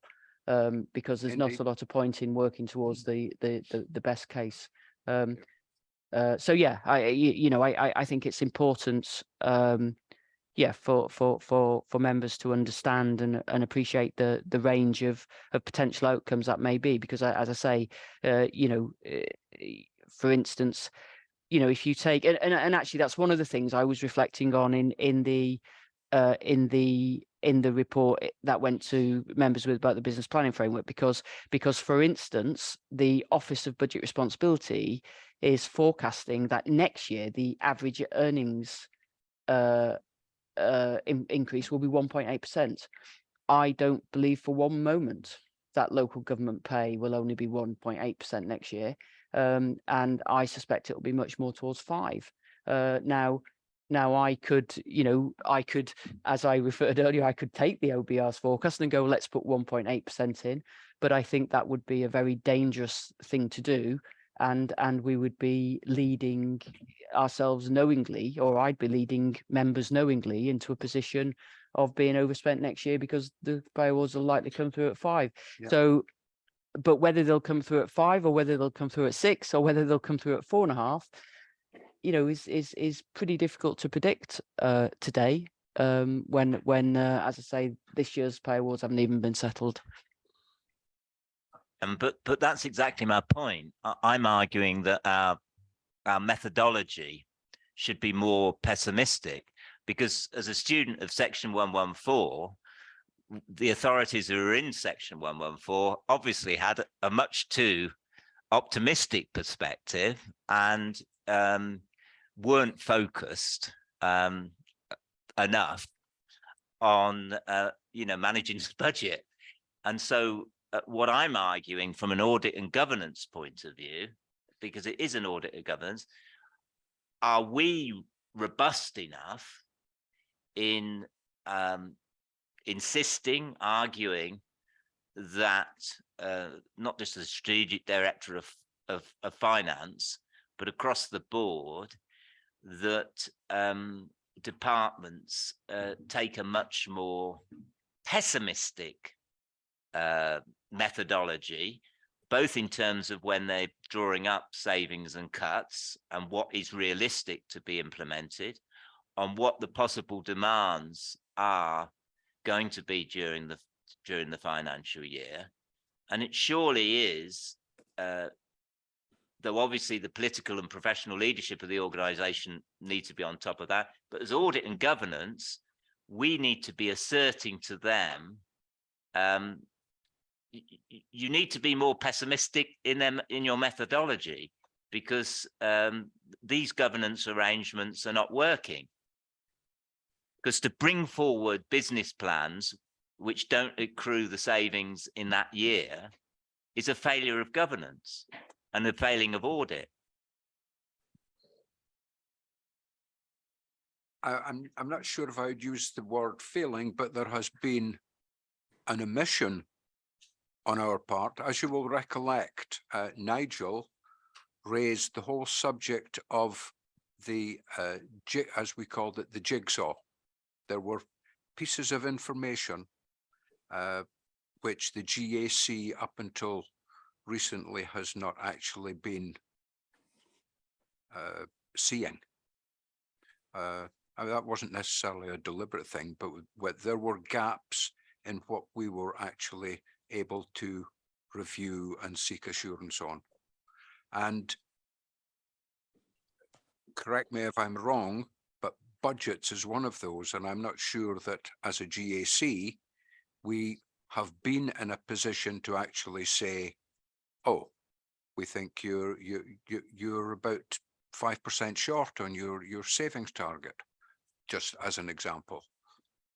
I think that may well change, but at the same time, we have to keep in mind what we talked about earlier about overlaps with scrutiny, overlaps with cabinet, overlaps with council. So we need to look at all of these things, and that's why we talked about what we called the jigsaw and having this overview, which is why Amanda has pulled the report together, which we have just been presented with and we've been discussing. So I don't disagree with you, Councillor Paul, but I don't think we have been in a position as a GAC. But on the other hand, there are some members of the GAC who may well have been in a position to do that because of the scrutiny committees that you sit on as well. But yes, at the end of the day, I mean, I sat at home and read all about Birmingham, and I thought, I wonder what the GAC were doing about all of that. How did the GAC allow all of that to happen? The same with Thurrock, and the list goes on. So yes, I'm alert on a continual basis to, is there something, heaven forbid, that could happen around Conwy and someone could come and say, well, what was the Governance and Audit Committee doing about that? So I'm with you, but we need the information to enable us to do that, and I think we're working towards that.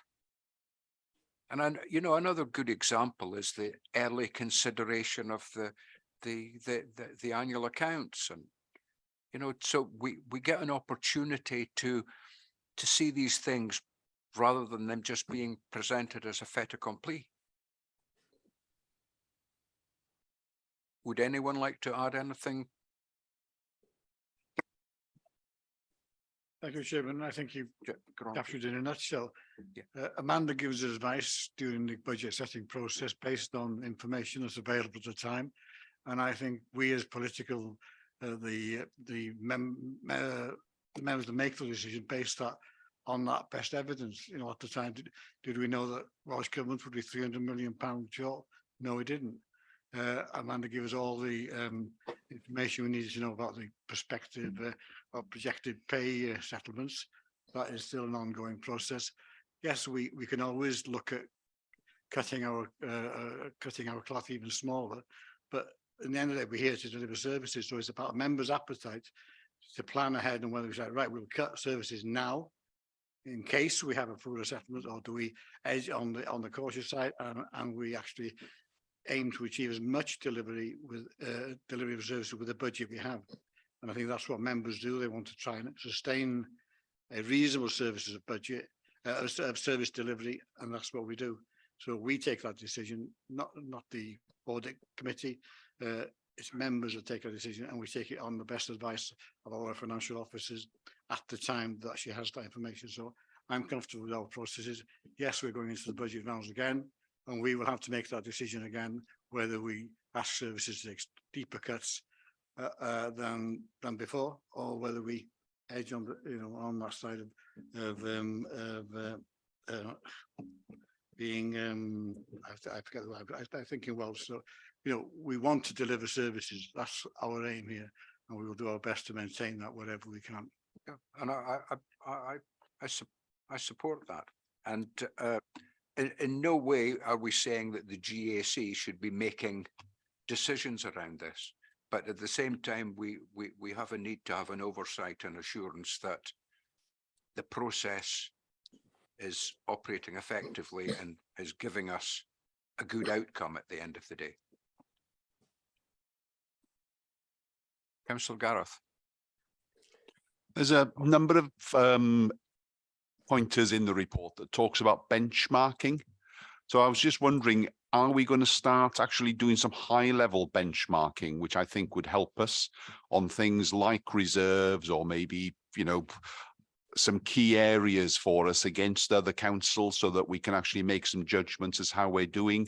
maybe, debt to income ratios, and also use those benchmarking figures then, for example, of spend per pupil, which we can then push down to an individual school basis. And, that sort of benchmarking can be used from what we spend per kilometre per road or how many potholes to actually drive to see how realistic those cuts and budgets are, and maybe identify where we are falling behind other authorities. I know every authority is different, but we just need to intelligently use that benchmarking information.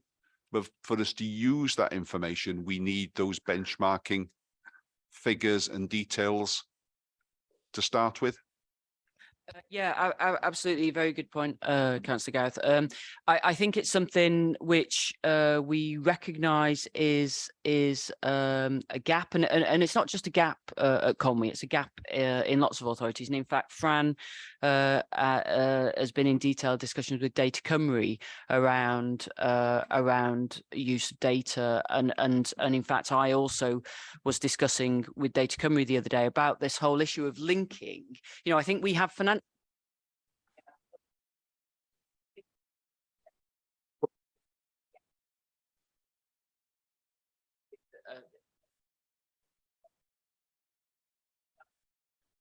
We are actively trying to take forward so that we can have that much better analysis detail. I think some of the higher level, I'm not my microphone. Well, there we are.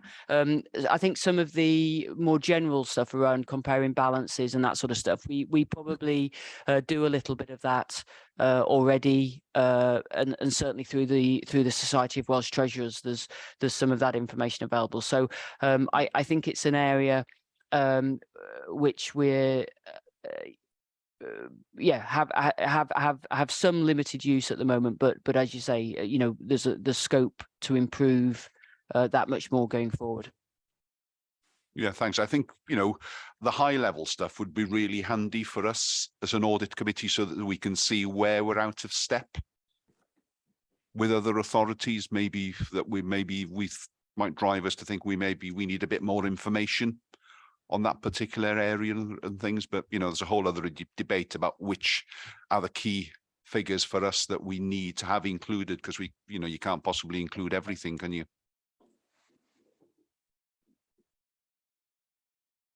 Oh, Councillor Dolwyn. Thank you, Chair. Yes, I've had the hand there for a while. Yeah, I'll say it in English. I think we have to be careful that we're not going down the road of discussing here now things which could have been brought up in scrutiny before they come to audit, to make sure. And I realise the points. I do actually agree with what Gronwy said. A lot of processes are in place. One thing I'm pretty sure of, having had some experience with this, is that if we were in a very good position, that would be more dangerous to us than this position, because what we'd actually be getting then is less money. We'd be having to make unless, like we said, Welsh Government is 300,000 short, and for Conwy, it's a position where where our allowance from Westminster suffers, because we're an authority of older people, like I've said, and I have actually asked through Frosk to invite our MP there to explain to us how he is representing Conwy in Westminster to try and get a fairer result from the Barnett formula. I just thought I'd bring that for the assurance of the audit committee that Frosk is actually doing his best as well. Thank you, Chair. Thank you, Dolan. Councillor Dolan. Is anyone? Nigel? Thank you, Chair. I would like this authority to be a top performing authority across Wales and at the leading edge of thinking and doing. And I'm delighted to see this report on the agenda. I think it is one of the best reports that GAC has had during the course of the last 12 months. And I say that because it effectively covers a number of crucial issues to fill in the backdrop and the photo and the picture of what the jigsaw of this authority is about.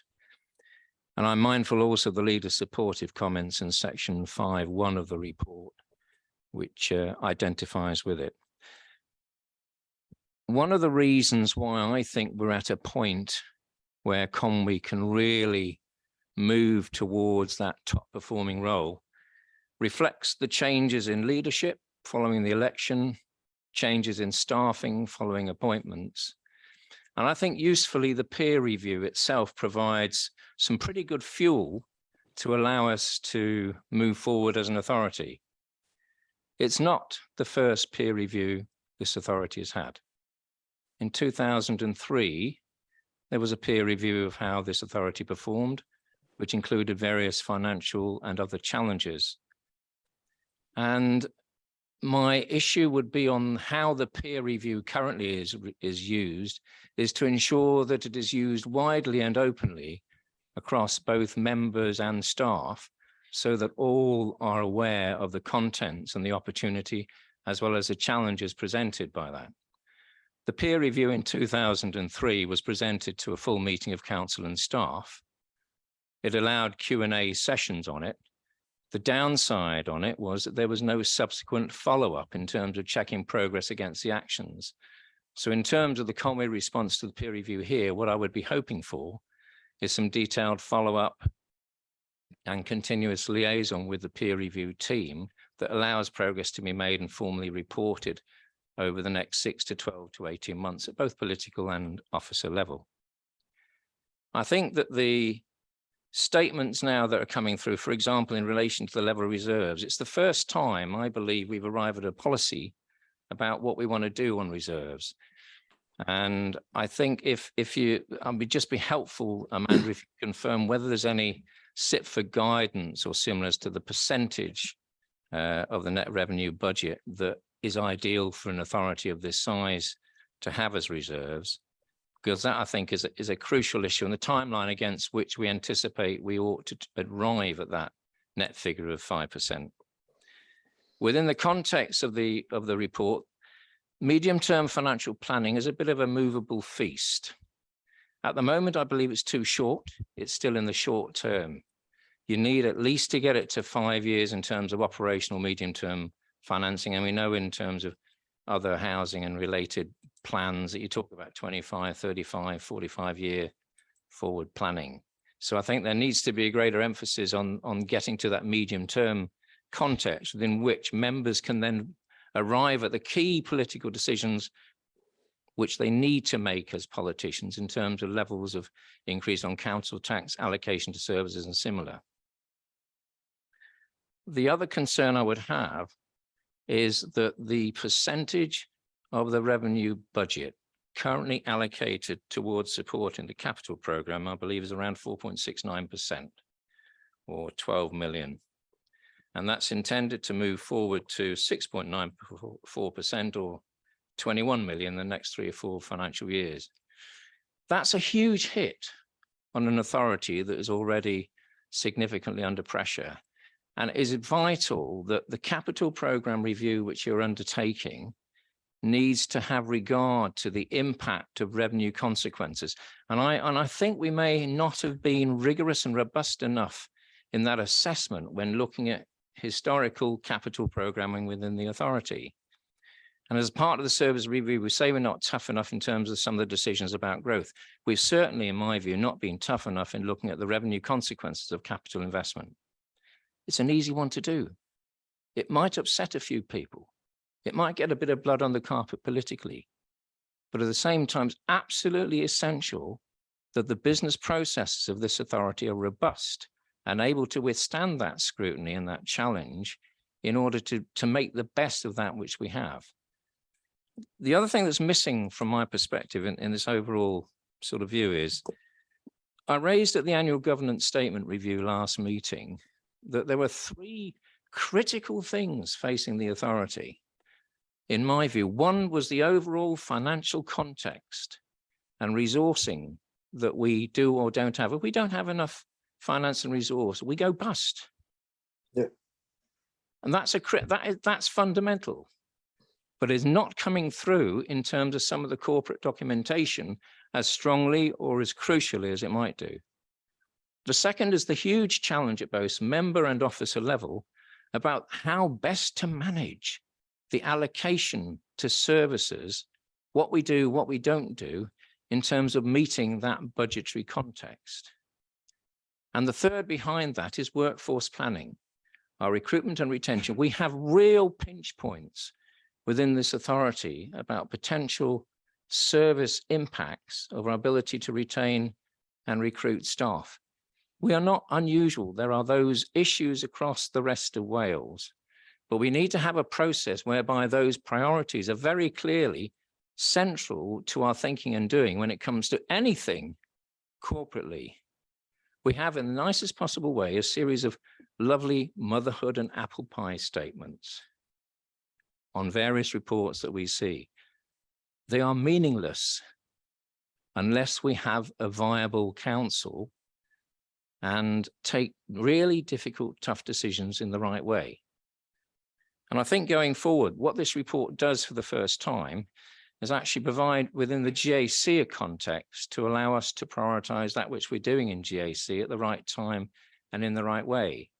I think at the start of every financial year, every municipal year, GAC needs to have a similar report that then is tweaked to reflect the budgetary context and the changes in finances that come through, so that members coming through into that year then can use that information wisely in scrutinizing the overall framework, not going down into budget monitoring, not going down into detail about what the political leadership of this authority decided to do around council tax or around service allocation, but ring holding in relation to how the governance and financial framework of the authority should be effectively held.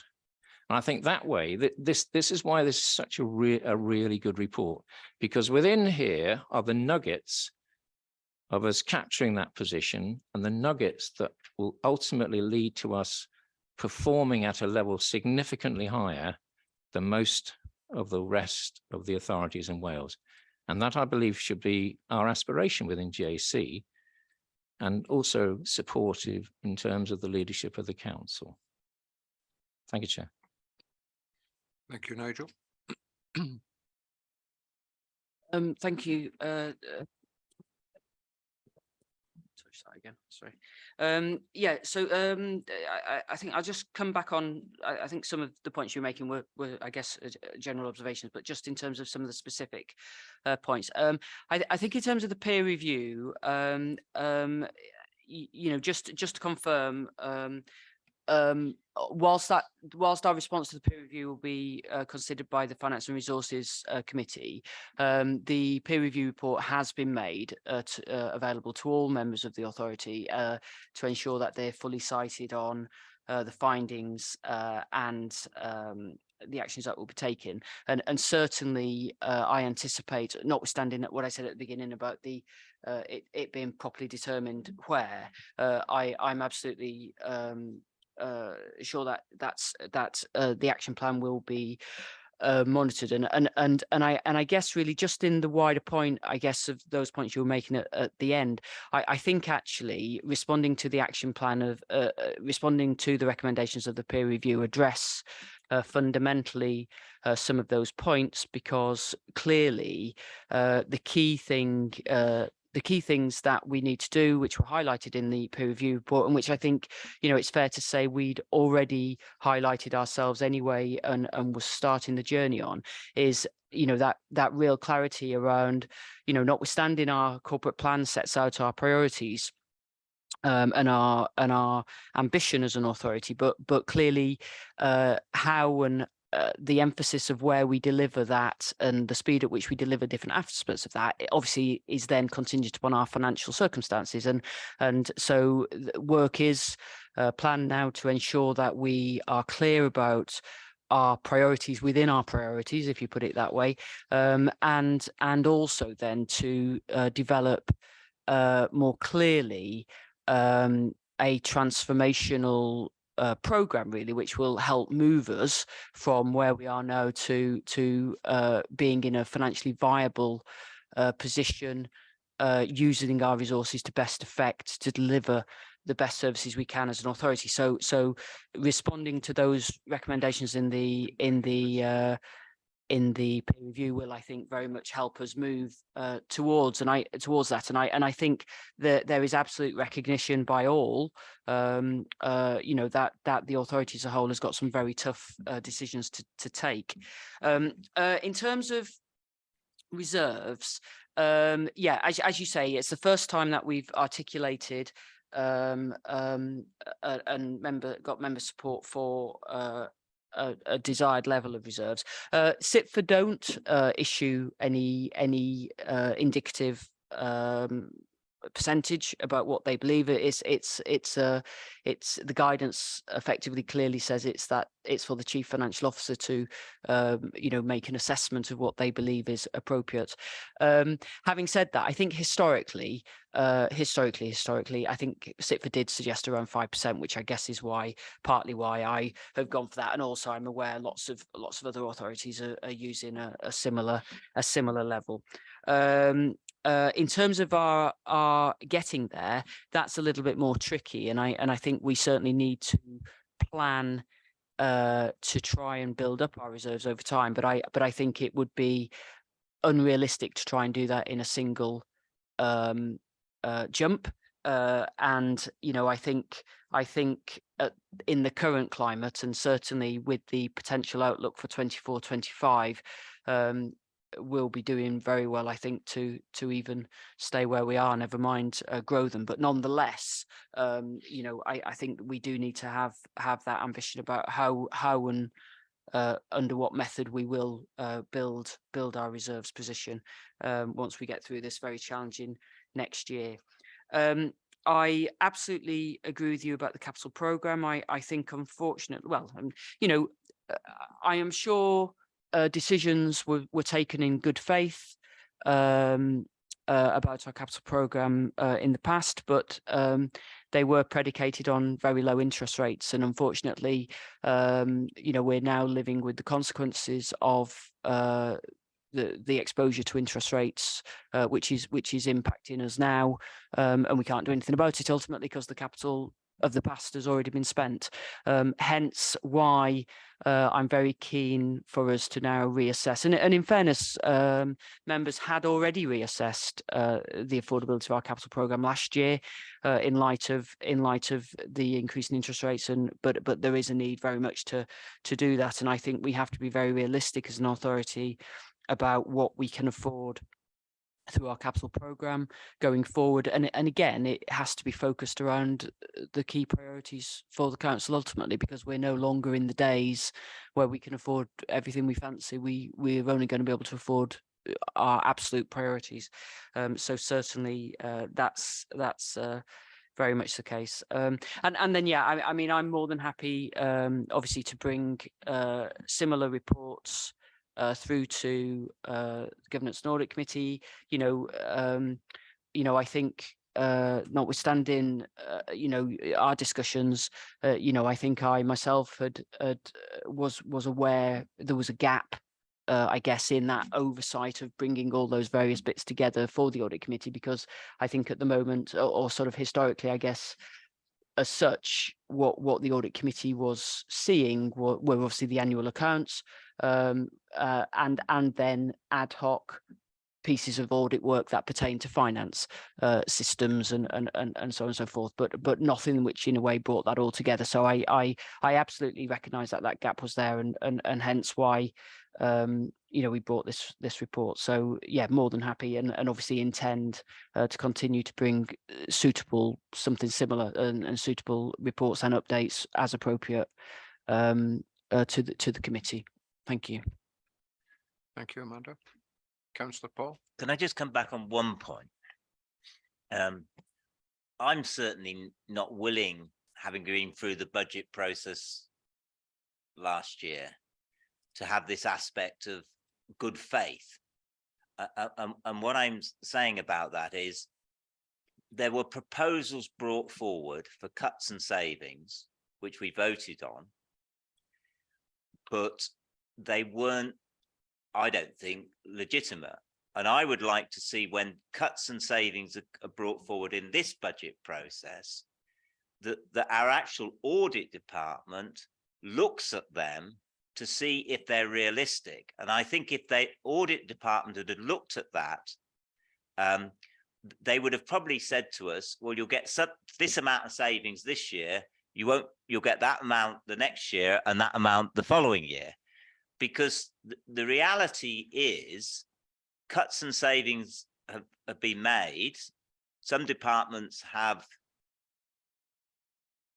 delivered those and are robust and rigorous.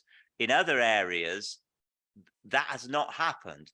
And I think though we accepted those cuts and savings in good faith, I suspect some people realized they weren't that realistic.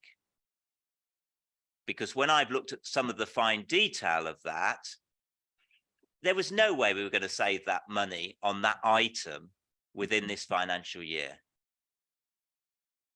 And so it does seem to me, as an audit and governance committee, we could ask, or we could suggest to, I don't know the actual processes or protocols for this to happen. We could certainly ask Amanda to, if you like, to have a second rigorous look to see whether those cuts and savings are achievable in the financial year they're identified to happen.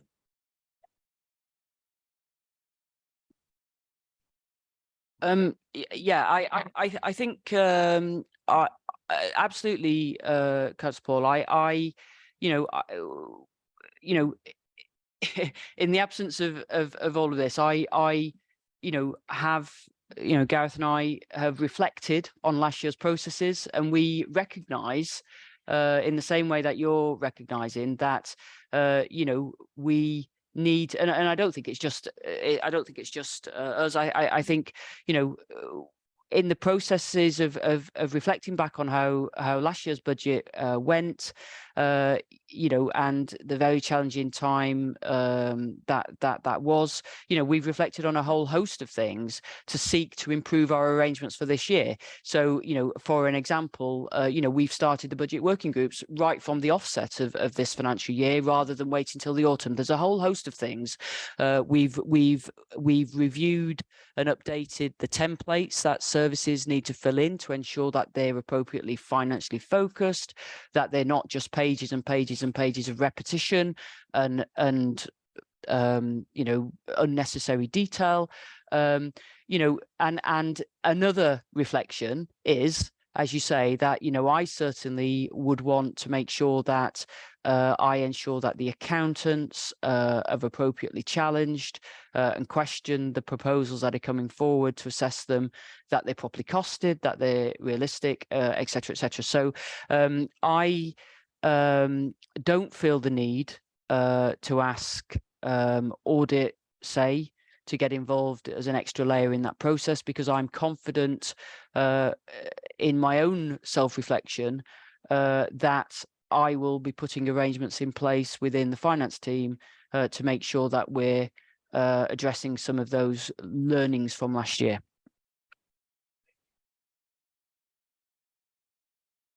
Councillor Gareth. Thank you, Amanda. You're just following on what you.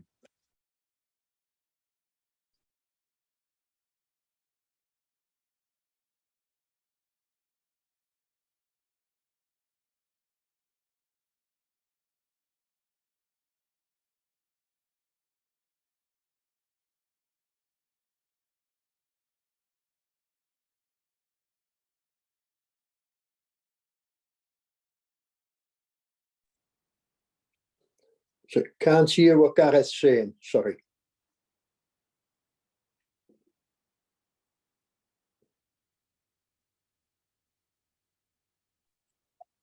Yeah, Zoom, I've lost. Yeah. I think so. I'll put it in the chat. Thank you. Out of interest, can you hear me? Yes.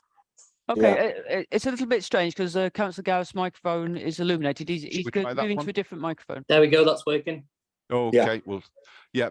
So maybe it's an opportunity to put some long-term financial parameters in of possibly things we should be aiming for, not to exceed finance cost to income, and you know, the percentage or a range of percentage of fixed interest to variable interest. So again, so that we actually know for certain, and that we tie the interest elements to the actual length of the asset that we're borrowing against. It's just all about protecting. It's going to take time, but we need to set those parameters probably sooner rather than later, so we know what we're working to.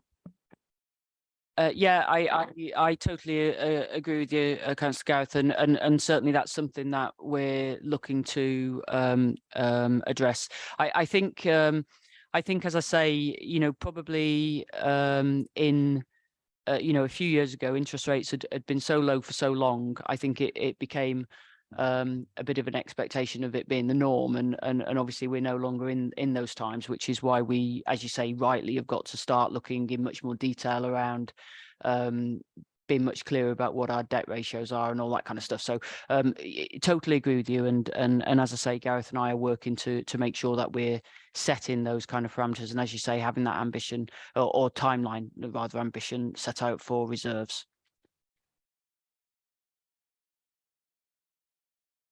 Okay, do we have any more comments or questions?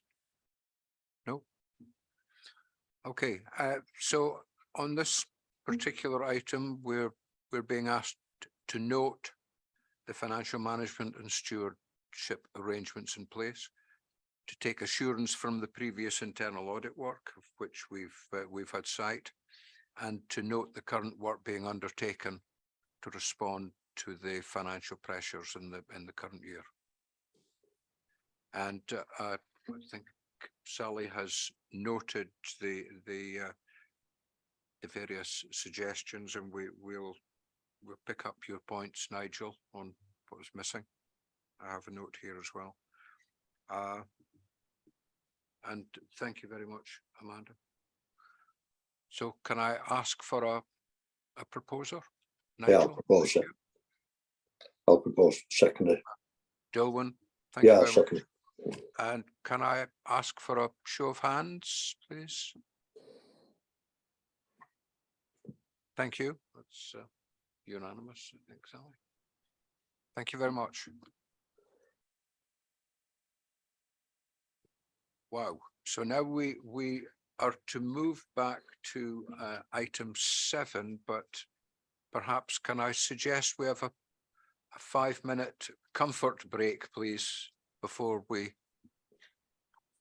move on to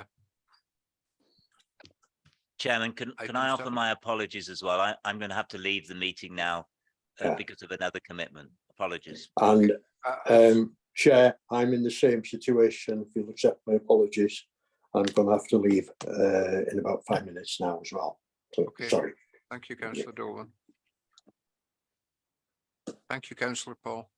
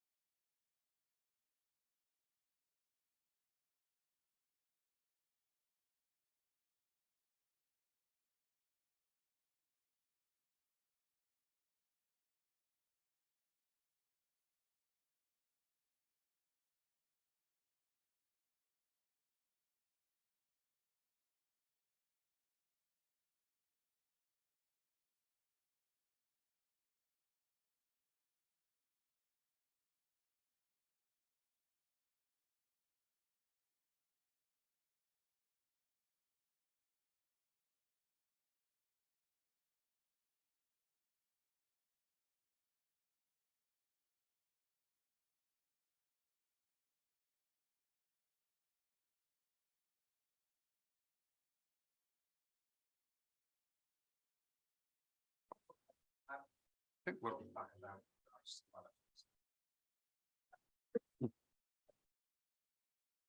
So Rune's not here. I thought Rune was coming. The chief executive now. I don't know. Yes. According to what Chris said, he was, but we can't hold on for him.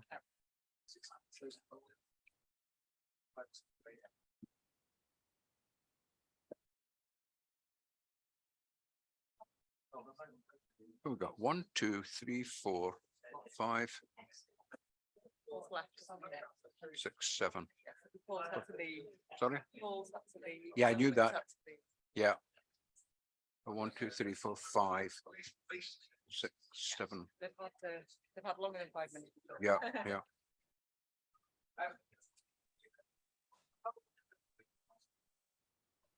Now use this. Yeah, I've never used it. The only way to get their attention. I've never used it before.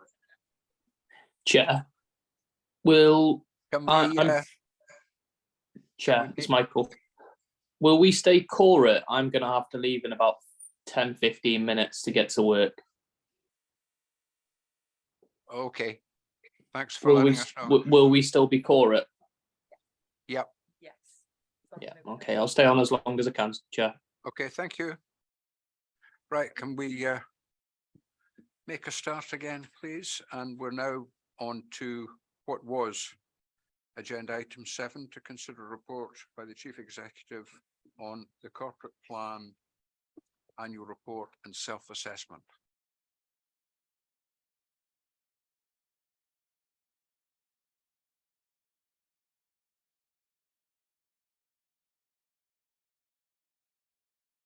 Okay. Yep. Are you happy? Yeah, clearly I am not the chief executive and standing in again. But yeah, this is very familiar territory for me with the corporate plan. So bearing in mind comments made earlier, I would like to draw to the attention of members that there is a summary annual report within the pack. This is mainly aimed in the hope and aim of our transparency that the public will read that summary, but you may find that useful as well. And also in terms of the cover report, you will note that there is a huge list of both things that we can celebrate in terms of the work that our staff and services have achieved, and also as part of our general approach to self-assessment, our transparency around where we know we need to improve. So I would just like to note thanks to Amanda Jones and Rachel Brooks and Janice Martin that pull this report together. It's a huge undertaking, and in terms of that process, it starts not just from pulling information from our performance management system, but also attending, listening and noting key points from every service performance review that takes place twice a year. So it's a big task. So thanks to them. You'll also note within the report that this corporate plan annual report includes our self-assessment as part of our responsibility to undertake a self-assessment under the Local Government and Election Wales Act. So that's included within the pack. And you'll note that in the cover report, this report comes here. The task here today is to provide Governance and Audit Committee with assurance that we are meeting our requirements. It then goes on to FROSC, Cabinet and Council. So 3 more committees where there are opportunities for members to scrutinise, ask questions, and hopefully also acknowledge the good work that's gone on in the course of the year. So the annual report goes hand in hand with the papers that you had in the last committee around the annual governance statement.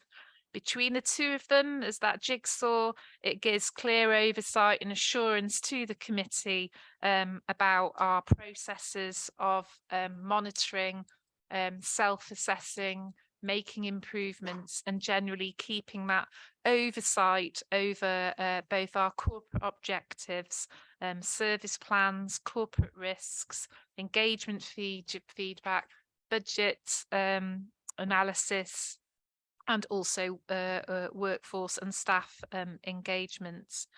And I won't go through the report in detail, really conscious of time. But again, noting comments made by members earlier, it is clear in the cover report that these key achievements and these challenges are set within the context of a very difficult financial situation, and acknowledges that financial situation will be with us for some time to come. So, Chair, I won't go through the report in detail. I'll hand over for questions. Thank you. Thank you very much, Fran. Councillor Gareth. Just, really full and comprehensive. Hmm. I suppose just as a comment. Oh, can you put your microphone on? I'll try this microphone as well. Yeah, really detailed and comprehensive report.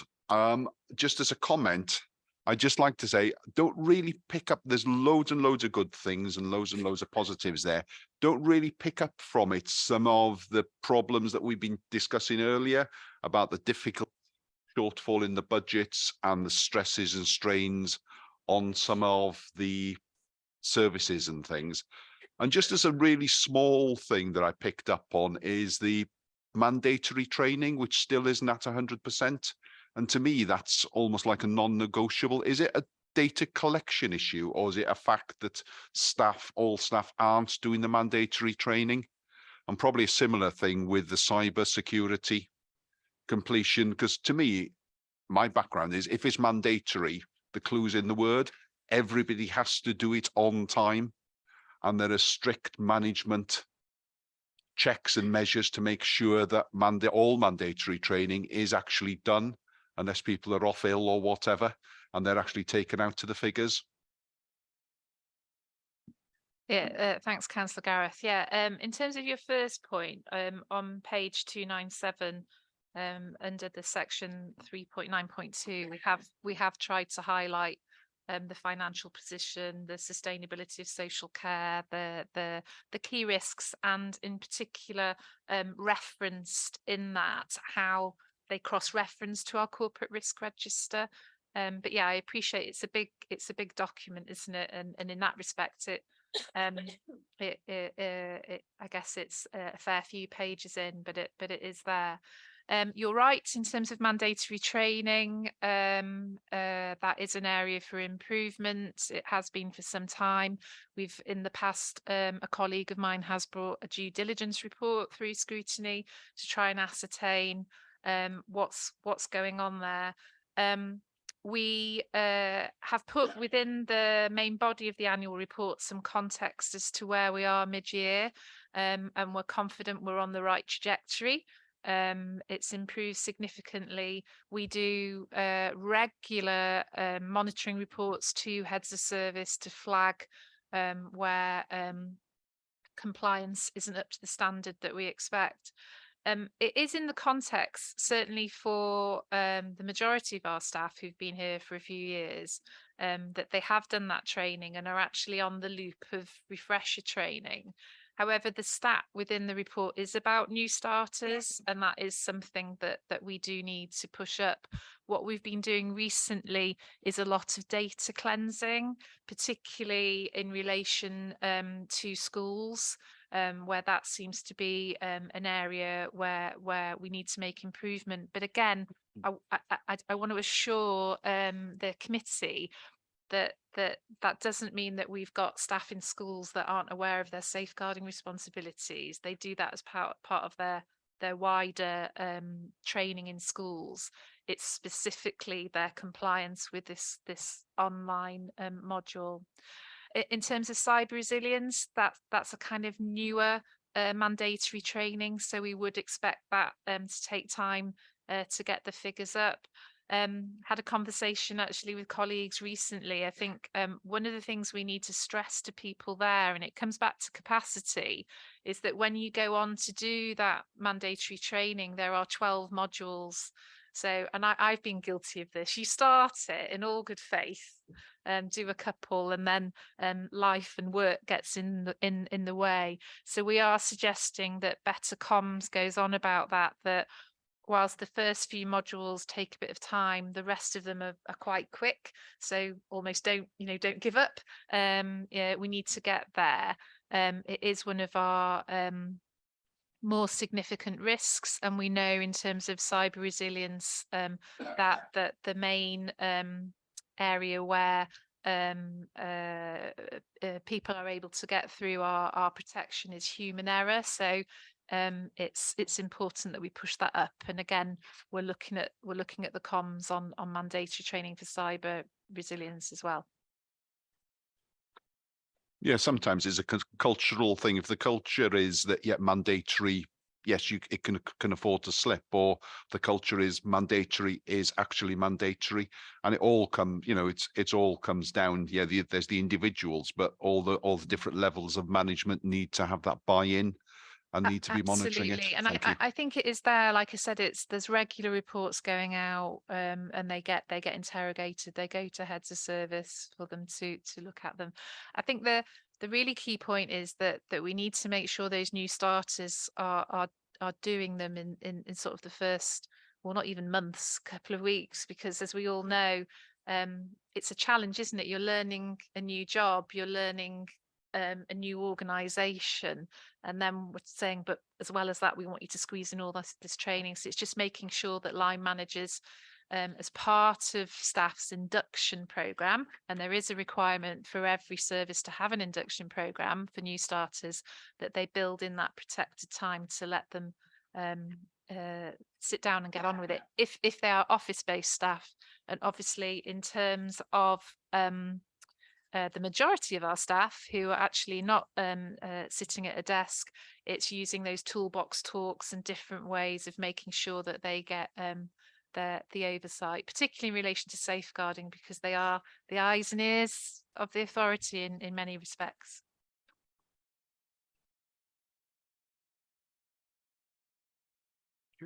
Can I ask, are there any more questions? Nigel? Thank you, Chair. Can I draw attention, Fran, to page 285, final paragraph on there, please?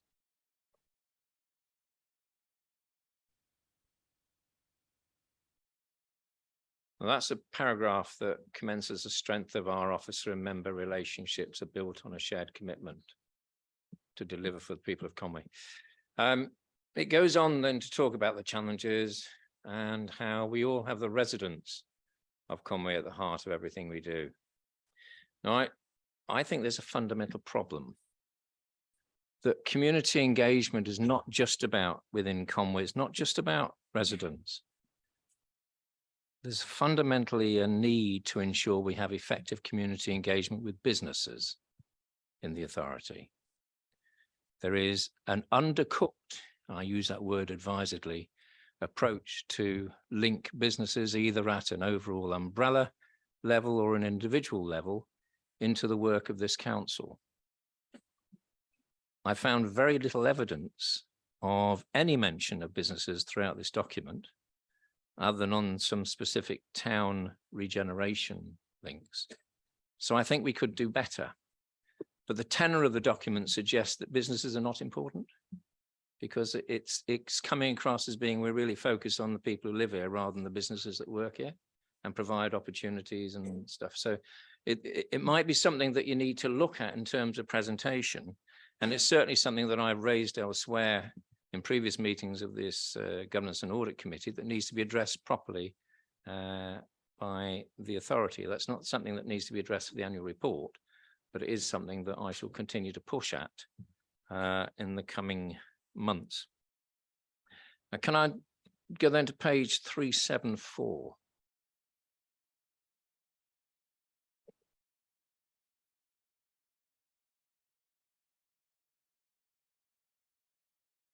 And like you say, one of the issues, and I'll make the obvious comment, is the length of this report. I've already talked about length of report and the agenda and the duplication of information in this report when it comes to RAG assessments and shopping lists, that we just need to try and be smarter, I sense, if we can possibly be, rather than never mind the quality, feel the width approach to reports, which can happen when they become overburdened.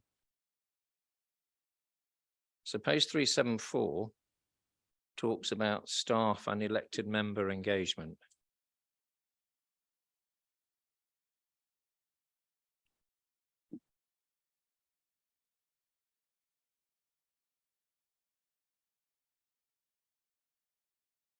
Are you with me on that? Yeah. Okay. Not all members are elected.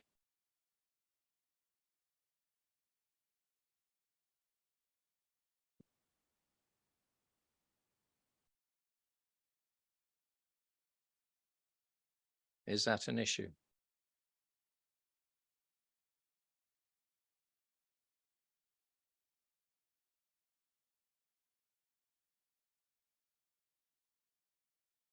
That's the question. Sorry. Not all members are elected. Is that an issue? I'm not quite sure what the question is. Are you suggesting that we haven't acknowledged lay members within the annual report? I think the issue I'm raising is the development of members of the authority, including elected members, but also an emphasis on development of lay members, for example, on the authority. It just needs to be, anticipated in documents of this nature. It's an issue we've had before in relation to the development of training programs, for example, that not only do elected members need to be trained up, but lay members also need to be trained up where appropriate in relation to such matters. And it's just trying to ensure that when annual reports of this nature are drafted, you ask the question that says, right, what's the implication here for this sector? It's the same issue as I'm raising in terms of business community. What's the implication for business community? What's the implication here for lay membership? As not just on this committee that you have lay members, of course. So you might just take that away and have a Yeah, absolutely. I'll about that. note both those. If I can just come back in terms of businesses, we do have a business network. I guess I can emphasize that more within the annual reports. We can add some acknowledgement there. And I guess it's just the point of, you quite rightly say how big this report is.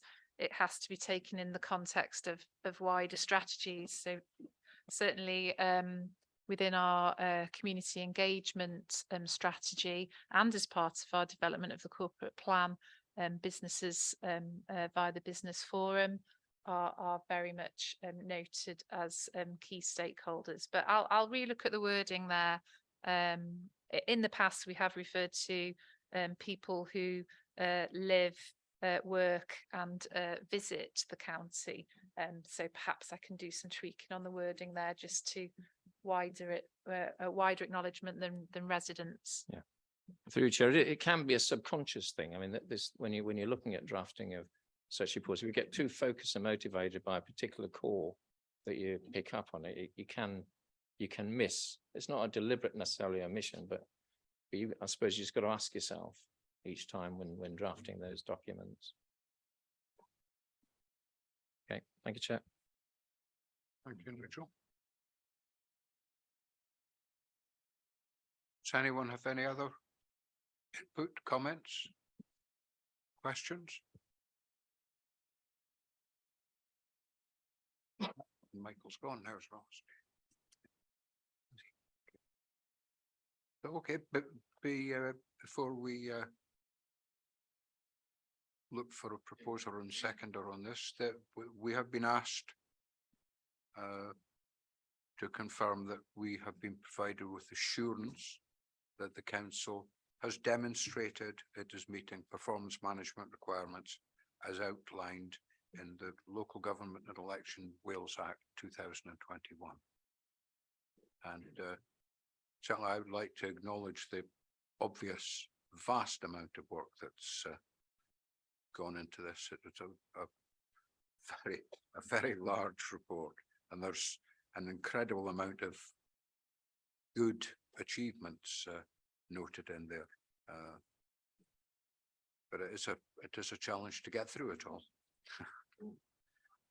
So it's yeah, it's handy having the summary report, albeit it's at the end rather than the beginning. Right, so please can I ask for a proposer and support? Thank you, Councillor Stephen, and seconder. Thank you, Councillor Angie. And a show of hands, please. 2, 3, 4, 5, 6. Yeah, it's unanimous among those who are still here. Okay, thank you very much. Thank you, Fran.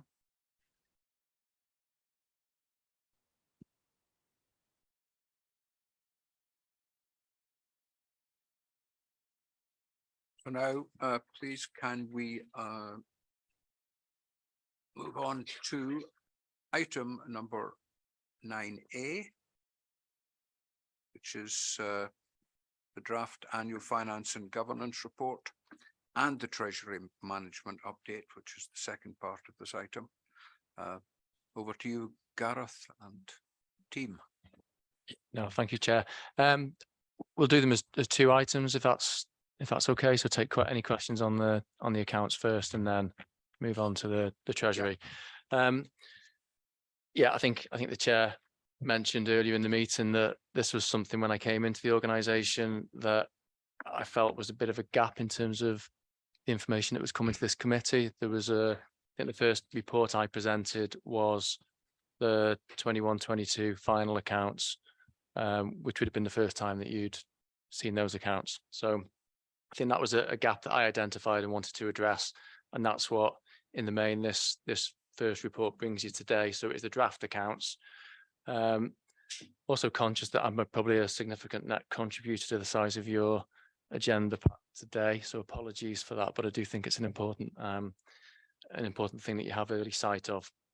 So in terms of the report today, there's the main document is the council's own draft statement of accounts, or the annual finance and governance report, which is the annual governance statement, which will be incorporated into for the final version. There's the Conway Harbour Authority's unaudited annual return for 22-23, which is a minor body return. And there's also appended a letter that we received from Audit Wales earlier in the year outlining their proposed timescales for auditing and getting back on track, and I'll touch on that in a bit as well. Just a bit of an overview, really. So the accounts are prepared in accordance with SIPFA's regulatory framework and guidance, and is subject to external audit by Audit Wales. Any changes that are identified during the audit, and there will be some, because there always are, and that's normal, we'll agree with the auditors during that process, and then bring back and report to members as part of the audit report for discussion prior to approval and publication of the accounts. The Governance and Audit Committee is the committee that's charged with governance and receives and approves the statement of accounts after consideration of the auditor's report.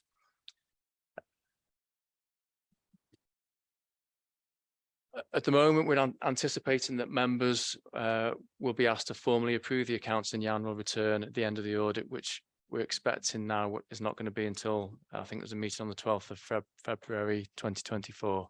So it's later than anticipated. Just a little bit of detail from the report. I don't propose to go through the accounts. Obviously, you'd be pleased to hear, but we'll take any questions at the end. So the Accounts and Audit Wales regulations require us to produce a statement of accounts by the 31st of May each year, following the 31st of March year end, signed by the responsible financial officer or Section 151 officer. And at Conway, that is the Strategic Director for Finance and Resources. The current regulations determine that the accounts must be approved by the 31st of July, following the 31st of March year end, after receipt of the auditor's report. However, as in recent years, Welsh Government have relaxed the deadlines again for 2022-23, and I understand they're currently seeking to revise the date set out in the regulations in the near future. There was at one point pre-COVID a push to a much earlier closed down for local authority accounts to bring it in line with, I think, health, with a view to incorporating earlier for whole of government accounts. But I think that is pretty much in the long grass, really, and given various challenges in terms of preparing and auditing the accounts, it's unlikely to happen. So there's going to be some changes with the dates that are currently in the legislation. We managed to achieve our deadline of the 31st of July, and the accounts were signed by Amanda on that day, and then effectively submitted for audit. In terms of just some key points to note from this year's accounts, going back a few years ago, SIPFA provided some guidance around how local authorities may seek to improve the presentation and layout of the financial statements. I think there's recognition that it is a complex technical document. There's a lot of pages, there's a lot of information, and they've grown substantially over the past 10, 15 years from what was probably a 20-page document not that long ago.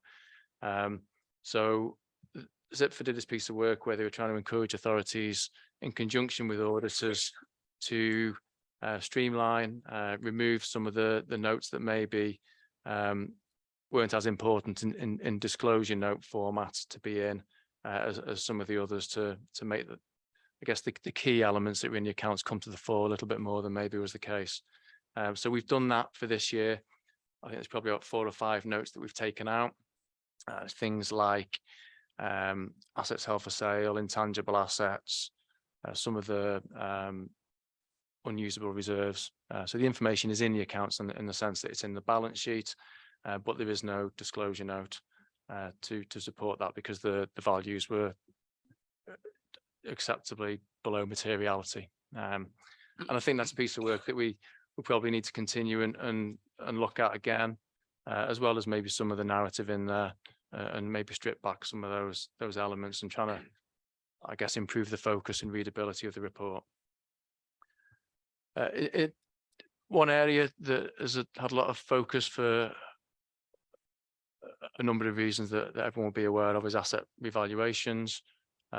What some authorities do is they have a rolling programme for their assets where they'll, over a 5-year basis, which is the requirement that we have to revalue our assets over, they will maybe do 20% every year so that they meet that that threshold within the 5 years. At Conway, we don't do that. We do a full 5-yearly revaluation. What we need to do in order to make sure that the accounts are accurate in taking that approach is make sure that we are happy that asset values are reflective of any significant movement that there may be in terms of market value increases, for example, or as has been seen in recent years, the inflationary impact of building costs and materials in particular. And the way we do that is that we apply something called indexation to the values, and that's taken from approved RICS indexation methodology, and it just ensures that the values that we're carrying within the accounts are materially correct and not misstated. In terms of reserves, there's 2 categories of reserves. There's the usable reserves and unusable reserves. Self-explanatory in terms of the headings. Usable reserves, and we touched on this in some of the previous discussion around the council fund. Usable reserves actually increased by just over £1 million, but that was mainly due to near £4 million increase in capital related reserves. And the council fund did increase a little bit, but as was alluded to by Amanda and the discussion earlier, it does remain low at just over 4 million. You know, and there was discussion and good discussion that I welcomed earlier around the plan at a point in time to move towards that 5% value. School balances reduced by just under £500,000 to what on the face of it is a healthy 10.2 million. They practically doubled the year before because of COVID funding. I think it's an area that is going to come under increasing pressure in the years to come as schools grapple with setting a balanced budget moving forward. In terms of the unusable reserves, the main one that jumps out is significant movement in terms of the pension liability with the Gwynedd Pension Fund. And it has been a substantial swing from one year to the next. That is now, for the first time in certainly my experience, and Hugh's nodding there as well, is now in a net asset position rather than a liability. The figures that flow through to the accounts in terms of the IAS 19 and the pension fund are provided by an actuarial body that work with the administrators of the pension fund at Gwynedd, factor in a range of different matters really. One, things like mortality rates, interest rates, that kind of thing. Now, I guess the positive news for everyone here is that there's no real changes in terms of mortality rates that are fed into that change being a positive change. It's purely around interest rates, and there was some discussion in some of the earlier topics around interest rates and forecasting. And this is another example, I guess, of that, where because interest rates have been so low for so long, that had been built in by the actuaries into their future forecast in terms of what return they would get on assets. And it's only as there's been this significant increase in interest rates over the past 18 months or so that that's been reflected in the forecasting that they do in terms of the pension liability. So it's now, it is now a pension asset. We are anticipating a little bit of amendment to the figures in the accounts because we were seeking advice from Audit Wales and from SIPFA around how to account for that, because there's elements there where you can't properly reflect an asset in terms of the pension fund. But any amendment there won't impact anything in terms of the council's finances. It is just an accounting adjustment. In terms of council tax, our council tax collection remains strong. It's historically strong at Conway, which is very pleasing. And we had the 4th highest collection rate in Wales, and that helped to deliver a small year-end surplus when we also factor in the collection of the arrears. And then, as I touched on earlier, I've also attached to Appendix C a letter from the Auditor General. Audit Wales stated their desire to transition back to an earlier audit timetable for local government accounts over the next 3 years, with a proposed certification date of the 30th of November 2023 for this year. It quickly became apparent from discussion with the local audit team that that wasn't going to happen at Conway. We're not alone in that respect, I should add. I think they're facing their own challenges at the moment in terms of resourcing and getting through the work and various different challenges that probably spin off from COVID and trying to get back on track. And it's been well documented. There's probably much more graver issues in terms of audit across the border in England. But the upshot of that is that our audit isn't likely to commence until the beginning of November. And just a couple of final points really from me, and I reflected on this when I presented in I think it was March. It's a huge undertaking preparing this document. It's difficult, it's challenging, especially alongside the day job.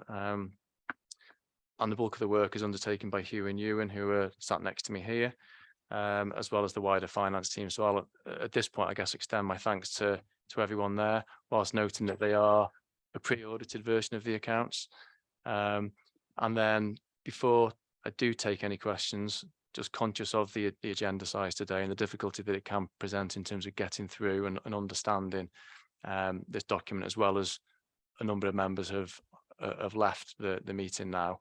What I was proposing to do is to write to the full committee members after the meeting and just offer or extend an offer of, in the next 2 or 3 weeks, if anybody does have any specific questions around the accounts that either they've thought of after having reviewed again, then we're more than happy to take those, and if needs be, pull together a bit of an FAQ for wider circulation if that's what does transpire. I think the key to this is trying to be as open, as transparent as we can, and help members understand what is quite a difficult, complex document. Thank you for that, Gareth, and from me, congratulations and thanks to your team as well, because once again, obviously a great piece of work. And as I said, I think the last time we looked at these, much easier to go through than 3 or 4 years ago, as I recollect, which I always dreaded, and it's not so much of a dread now. It's still a volume, but not so much of a dread. So, and thank you for your offer. I appreciate that some members are not here now, so if we can actually give them the opportunity to ask further questions, then as long as it doesn't take up loads and loads of your time, because I know you're busy and you've got a magical date. Is it still the 2nd of October coming up? Yeah. Okay. So we don't want to be taking up too much of your time. But in the meantime, for any members who are still present, does anyone have any questions or observations? Councillor Gareth. Just a quickie, really. Great to see that the pension fund is in surplus. Is there an opportunity now to actually, is it too soon to reduce our contribution into the pension fund? And is there any way of actually locking in that so that we're actually managing our risks going into the future? I guess we can't switch everybody onto money purchase schemes and things like that, as you would, but you know, is there any way we can actually, as I said, manage the risk? Yeah, I've got to be honest, it's something that occurred to me when I first heard that, because obviously it is a significant contribution that the council makes every year. We'll certainly make inquiries. I think because the fluctuation from, you've seen the fluctuation this year, and it does vary, not to maybe to the extent that it has this year, but there is normally quite a large swing in the values within there because of it's a lot of it's equities and markets, isn't it? I think the process for looking at the actual contribution rate is part of the, is it the 3-year actuarial revaluation? I'm not too sure when the next one is due. Do we know?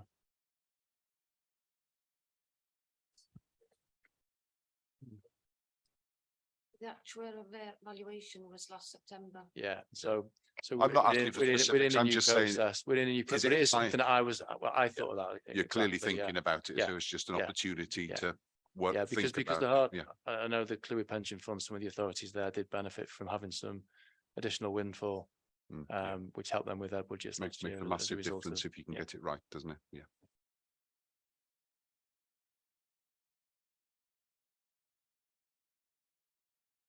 Nigel? Quick couple from me. Firstly, to thank Gareth and the team for getting this pre-audited version in. It does help to try and digest and understand what's going on. Gareth, can you just confirm for me, for the record, page 505, section 4.1, refers to financial year 2022-23 overspend of 3.046 million.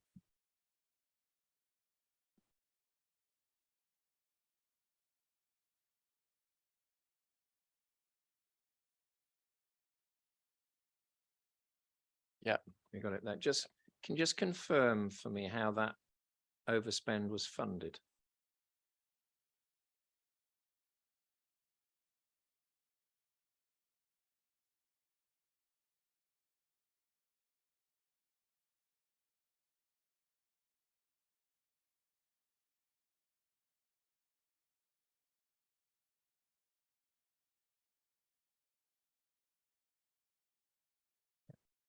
Can you, if you go down to the next page where there's table 1, if you scroll down where the overspend is a 3046, the 3 lines underneath that show how it was funded. So there's a contribution from the pay reserve, social care, and there was a contribution that actually went the other way to the general fund.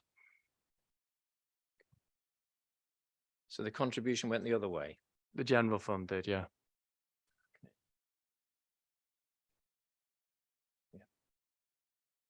And I think the issue there, I was just double checking to ensure that we mitigated or tried to avoid damaging our reserves or balances position on any such overspends.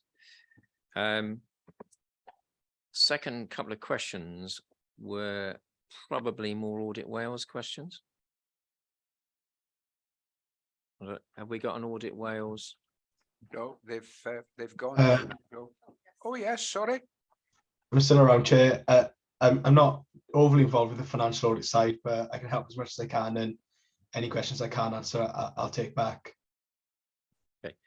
Right, the Audit Wales question, I've read the report about capacity and stuff. Audit Wales has grouped authorities into particular groups in order to undertake audit work. What group is Conway currently in, please? There's tranche 1 and tranche 2. Conway is in tranche 2, and the criteria set for that was the deadline by which accounts were received, and some, if there were historic issues, were also a consideration. I'm not sure I'm not sure the reason specifically for Conway, but that was the overriding logic to that, and that was discussed with Society of Welsh Treasurers in a meeting in June. Well, the exec of that committee. And through you, Chair, were Conway staff involved in that discussion?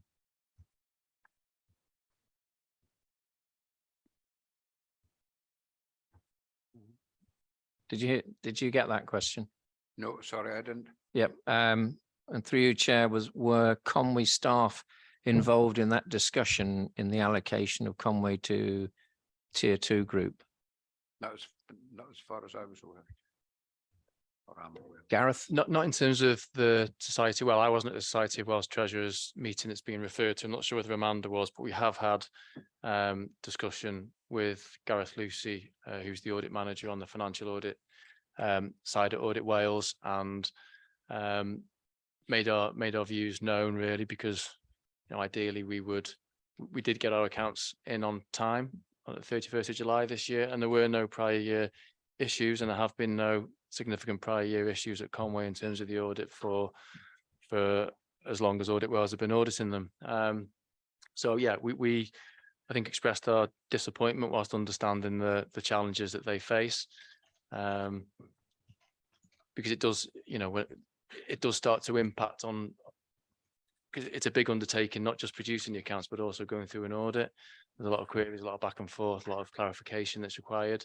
And I guess the concern that we have, if we don't get back onto a traditional timetable for audit, is that it continues to detract away from some of the vital work that the same staff are doing on budgets and discussions around various other matters that is also core council business.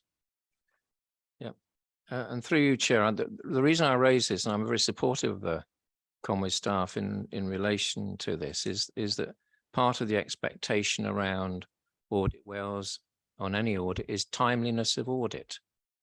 And if what's happening, if the authority is in a position to go at an earlier, quicker timescale than is currently being proposed, that I'd have thought would have been advantageous from an Audit Wales perspective, in addition to being beneficial to Conway, because it effectively knocks back what we're trying to do in this authority, both in the operational sense and in the GAC sense. And I think if there was an opportunity to review that and the approach to that within Audit Wales, I'd have thought that would have been helpful. Second question for Audit Wales was, can I sorry, would it be okay if I just come back on that on that quickly, just to explain a bit of context around this year, especially? I think you'll be well aware of the sort of scrutiny that's been on the audit environment in the last few years, and some of the regulatory changes that have been required, and what that's resulted in is a new auditing standard called ISA 315, which is an international standard that we must comply with. That's put a lot more detail into our planning, and this is the first year of implementation of that, and I think that's added to the problems this year, but we agree that timeliness is important, and I think with this being the first year of implementation, it's taken a little longer than usual, but we're putting plans in place to recover that back to the normal timescale over the next couple of years. Yeah, thank you. Through you, Chair. Can I ask just the second question for Audit Wales? Audit Wales a number of years ago introduced a programme of the appointment of affiliates in order to boost capacity and expertise in particular areas. Is that programme still in place, please? I'm not aware of that program, unfortunately, so I'll have to go back and ask that. So, what was the program? Just so I can go and chase that answer. Sorry. Through you, Chair, was the appointment of affiliates in order to boost capacity and expertise within the Commission.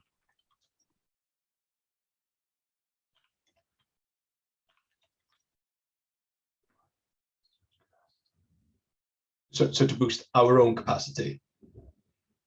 Indeed. Okay. Sorry. I can go back if you want more detail on that, but I think with that, in terms of accountancy expertise, the market's very difficult at the moment. I think if anyone, I know of many local authorities across North Wales who are struggling to appoint internal auditors, for example. So I think in previous years, we would use a lot of agency staff and contractor staff to boost those numbers. But I think we tried those avenues, but the wells are dry and we're not getting much success with those. And when we go to the market, we've struggled a little bit there as well. So we do actively still try and recruit seasonal contractors as well as work through agencies to boost capacity over the summer, which was a strategy that was successful for us in the past. But with the difficulties in the recruitment market, it's an area that's not bearing much fruit for us at the moment. Thank you. Thank you, Chair. Thank you, Nigel. Gareth, can I just ask to what extent have you sort of, if you like, pushed Audit Wales to try and have their audit work brought forward? I think it was clear from the discussion that Amanda and I had with Gareth that beyond making our views known, and to be fair to Gareth, he acknowledged and could recognise exactly where we were coming from and the impact that it has. That because of capacity issues, because of what the decisions that have been communicated to SWT,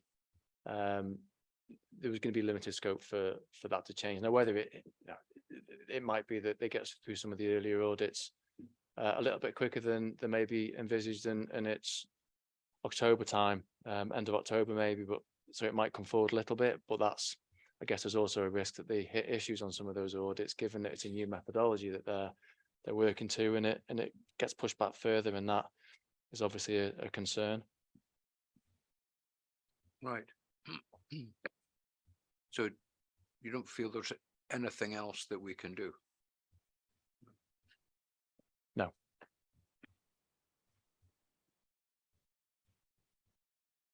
Okay. So we're looking for Audit Wales to come back to confirm the question on the programme of affiliates.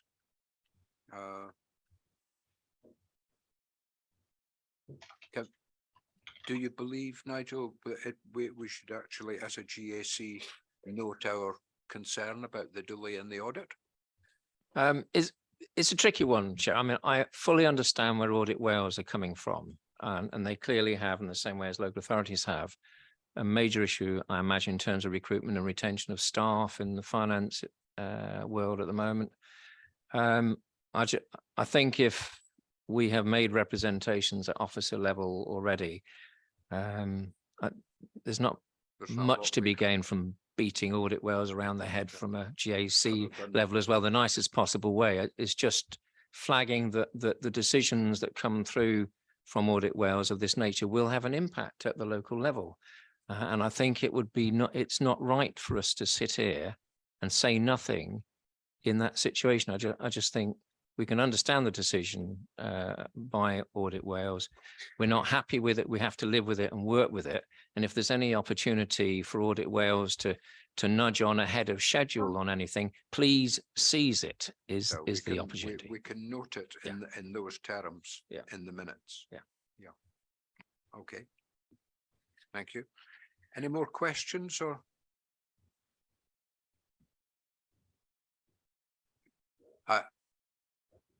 Councillor Gareth.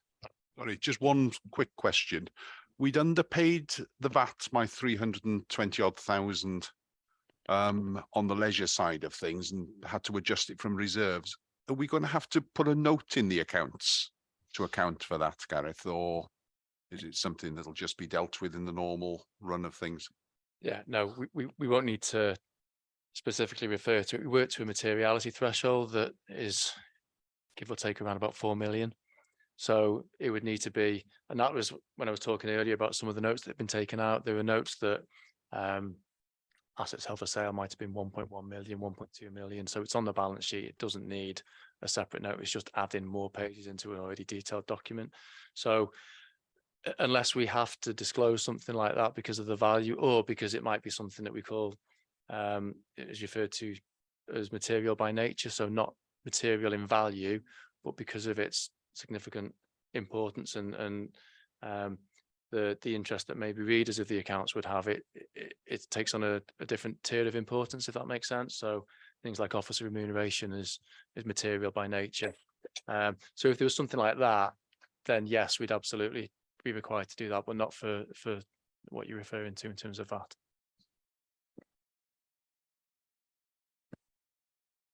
Okay, so Ross, you guys have put in an incredible amount of effort. We've got a very comprehensive pack here, and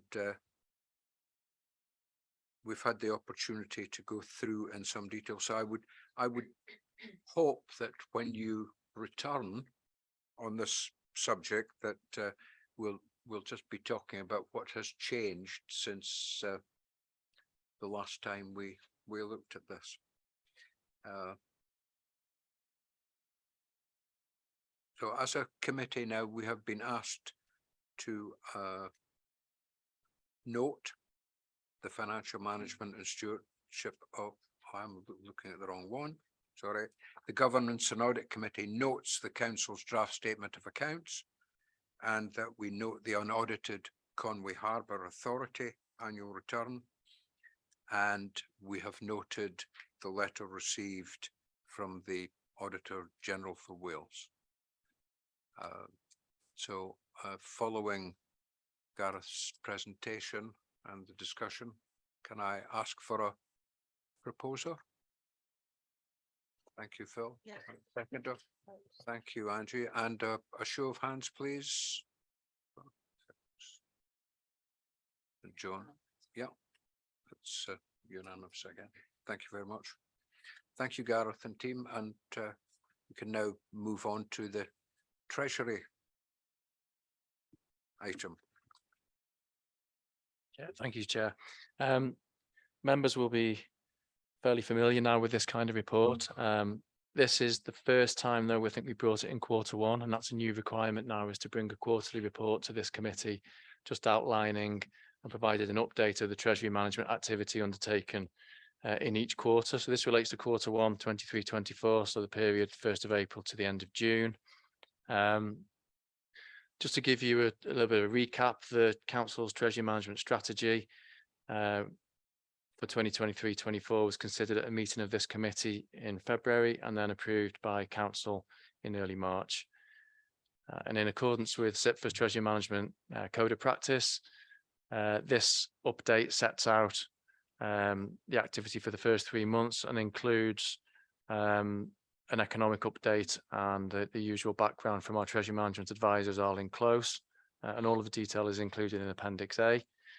So the update from Arlene Close, which hopefully you've had opportunity to read, starts with the economic background and touches on things like financial markets, credit ratings, reflects on the rise in interest rates that we've already touched on, and summarising really the Bank of England's response to the inflation that is lingering higher than anybody was predicting would be the case. So just to summarise the position at the 30th of June, in terms of our borrowing, external borrowing had actually decreased by just over 31 million during the period. The reason for that was predominantly because in the previous quarter, the last quarter of the previous financial year, we undertook some PWLB borrowing in advance, knowing that we had some short-term loans at a higher rate that were going to be coming to maturity. So we took advantage of that, which obviously looks like a very good decision. I think the rate was around about 4%-ish. So yeah, in hindsight, it was a really good decision to move some of that short-term borrowing onto a longer-term, lower interest rate. In terms of investments decreased by 4.3 million as well.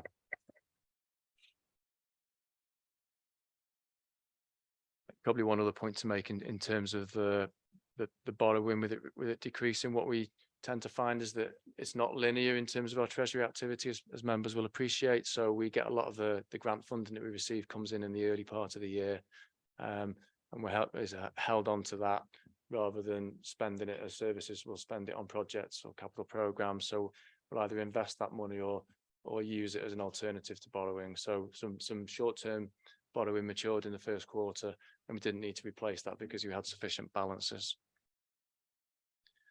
I think for this committee, the key point probably to take away from this is that we complied with all of the prudential indicators during the quarter, and they're set out in Appendix A. I wasn't proposing to go through all of the tables today as we have done in the past. I think members are probably familiar with those tables and have had opportunity to look at them. But if there are any questions, myself and Hugh in particular will do our best to answer them. Yes, I think, Gareth, you're entitled to present on the basis that we have read the material that you have sent to us. And yeah. Does anyone have any questions from their? Nigel? Yeah, two questions, really, one for Gareth and one that might be referred on to Arlene Close. For Gareth, page 633 talks about financing costs. It's something I raised with Amanda earlier in the meeting, moving from potentially 1.2 million up to 21 million, or 12 million, sorry, to 21 million. In terms of percentage, that's 4.69% to 6.94%. Is there an industry standard or a SIPFA guide for local authorities that suggests that financing costs should be at a particular level or below, to your knowledge, please? Not to my knowledge, no, Nigel, but I think it's something that we can certainly take away and look at.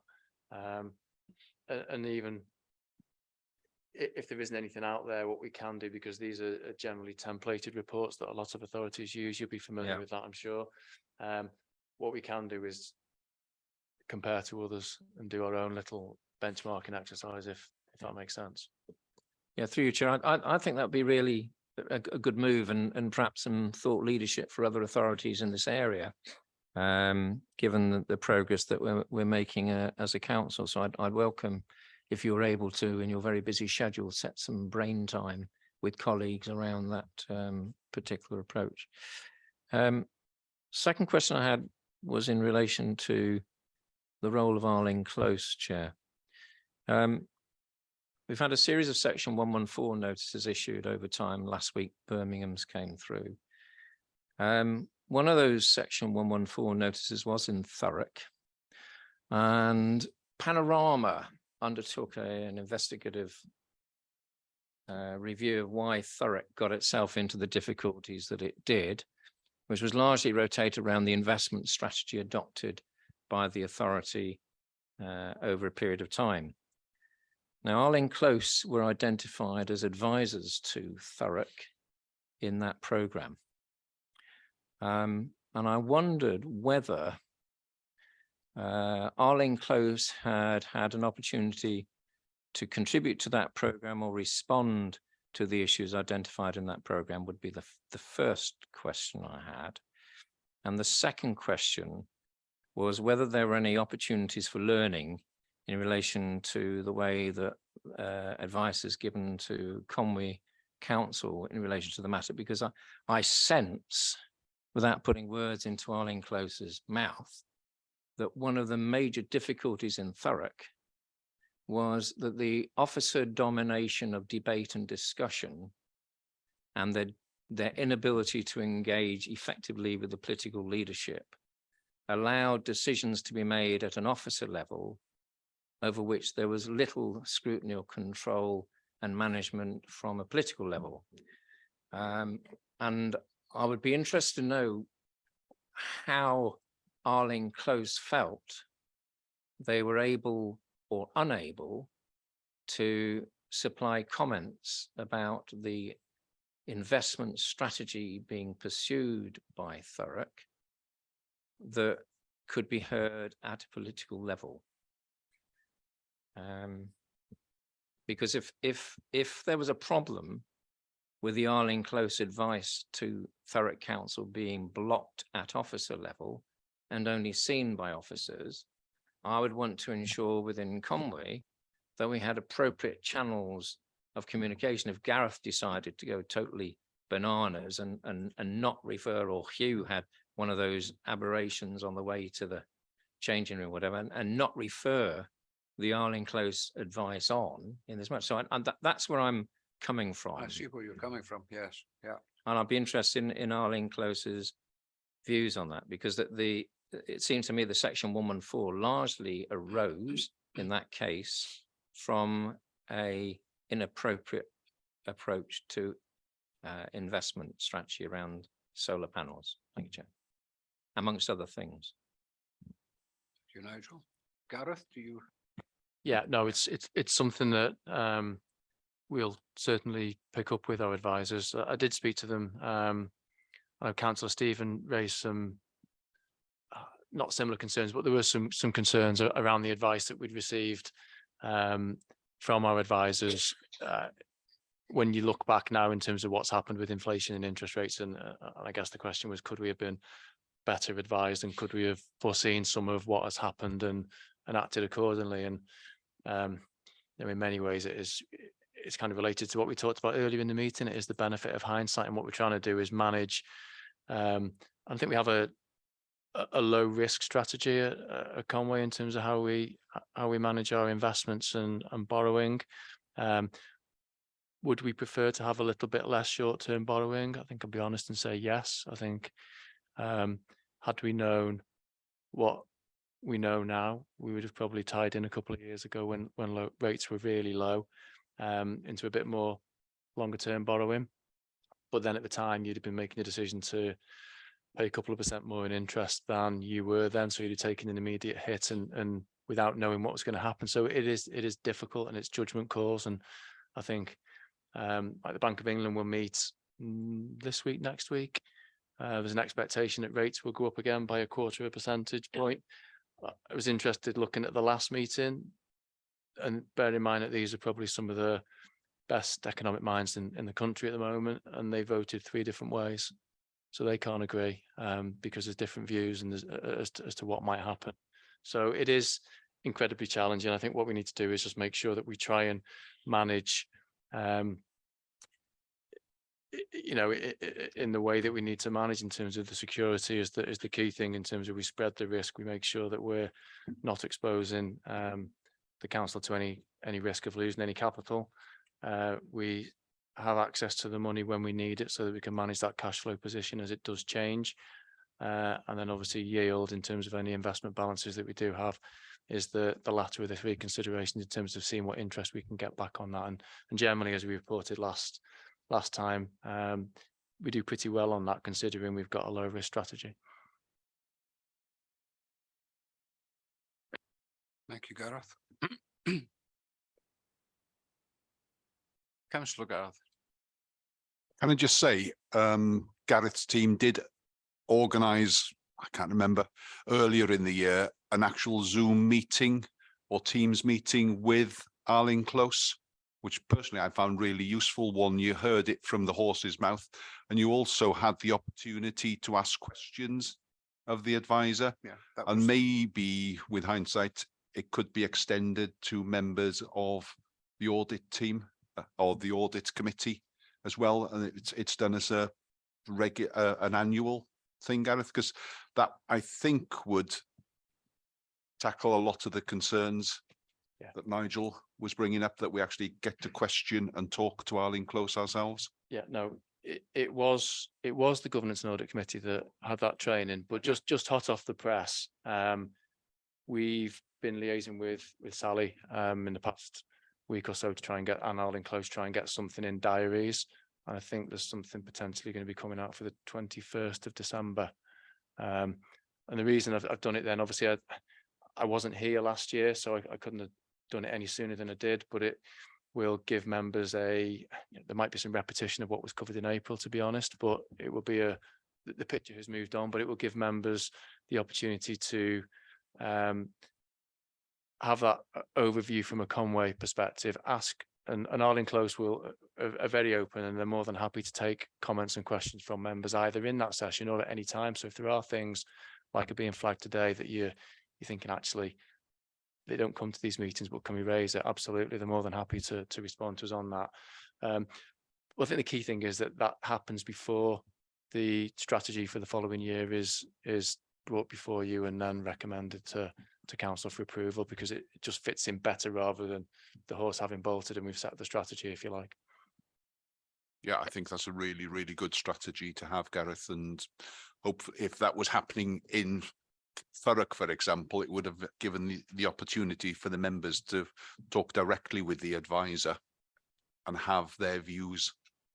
And, they can take it on board or they can't take it on board, but it does give that assurance to this committee as to exactly what the advice you're giving. Thank you. Yes, the first session was very good, and we agreed we would run it again this year for a refresher. It's on our GAC work programme, although it didn't have a date, but it seems it now has a date, which is good. Okay, thank you. So, any more questions, or can we go for a vote where we're being asked to confirm that we have noted the Treasury Management Q1 update as a Governance and Audit Committee? Will someone, thank you, Councillor Gareth, and a seconder, Councillor Stephen, thank you. And a vote, show of hands, please. Yep. Thank you. Unanimous. Right. Thank you, Gareth and team.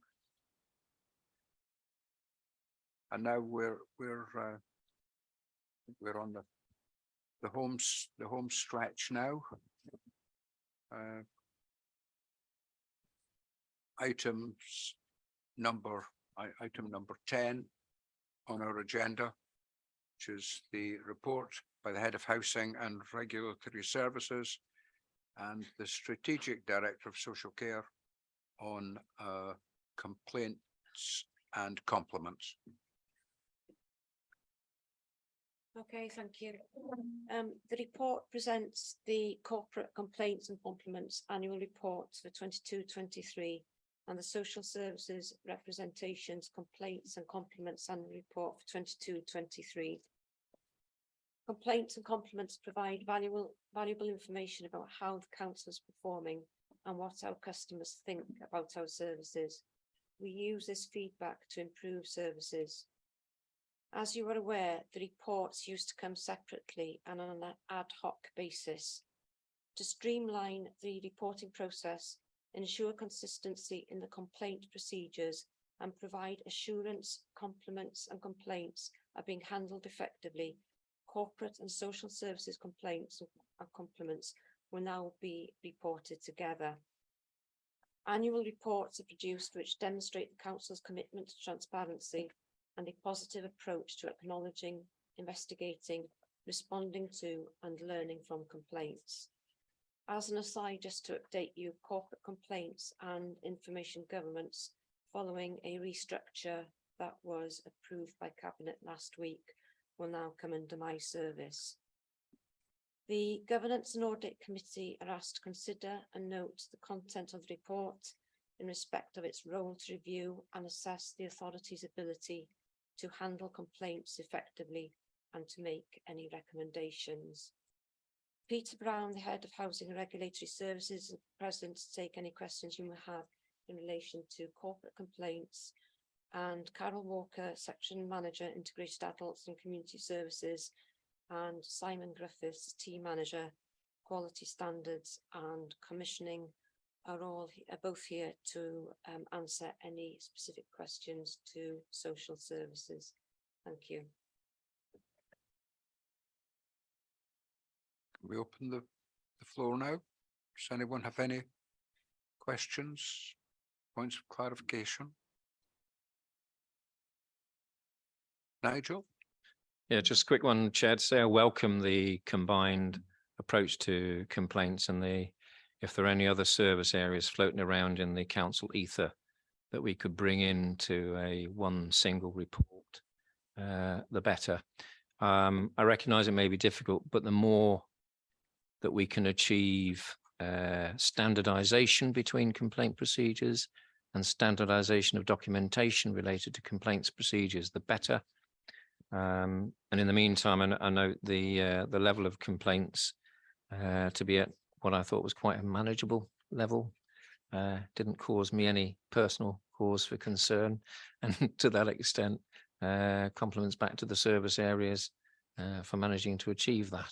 Thank you, Chair. Thank you, Nigel. Councillor Gareth.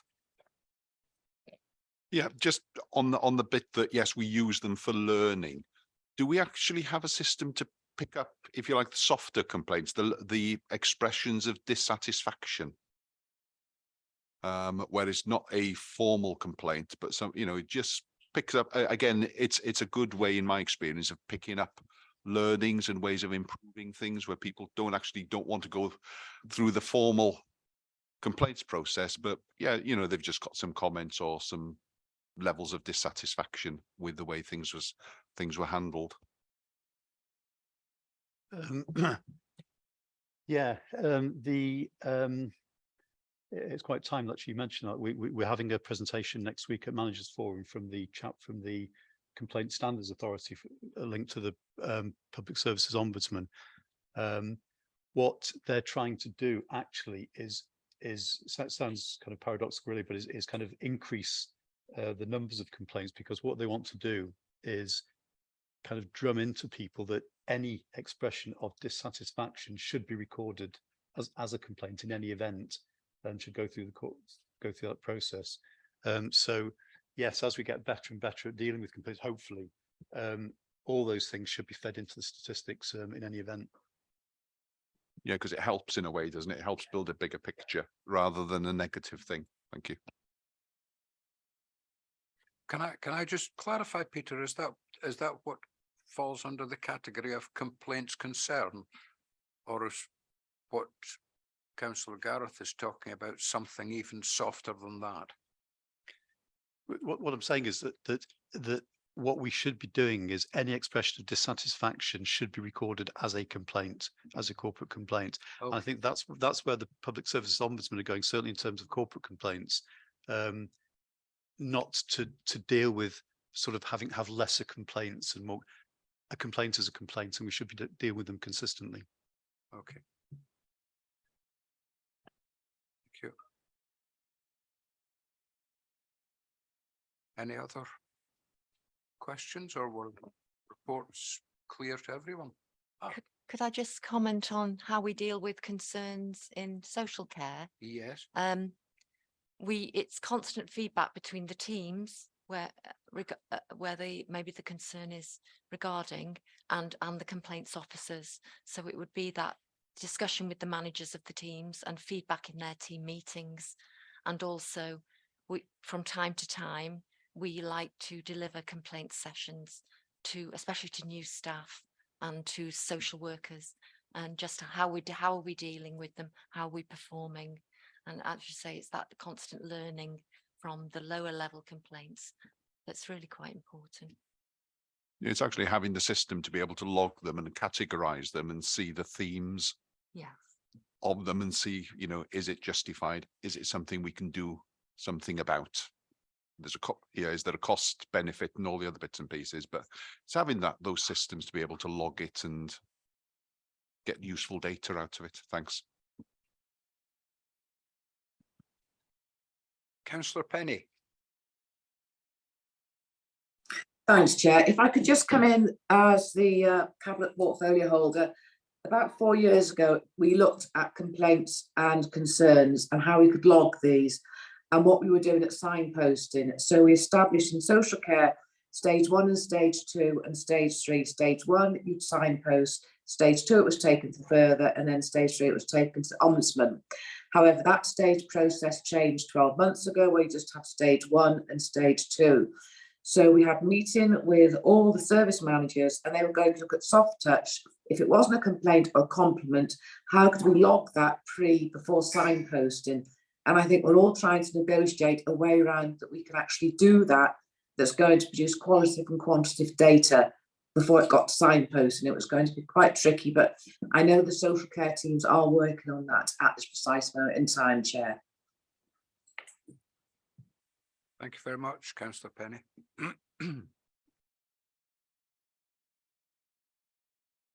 Councillor Chris.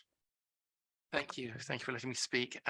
Yeah, just to flag up the training that was provided by the Complaint Standards Authority, the Ombudsman himself, to Environment, Roads and Facilities in March 2021, but then it was followed up by a session with Regulatory and Housing Services in September 2022. And speaking to officers after these training events, they found it provided a lot of clarity what they were expected to do and the systems in place. So I think training is extremely important, and we need to continue with that.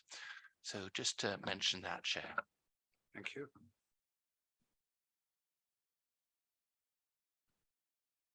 I'm sure that's in the minutes. Thanks, Sally. Nothing else? Okay. Can I just note my appreciation of obviously the quality of the work that's gone into gathering all this information and pulling it together for us.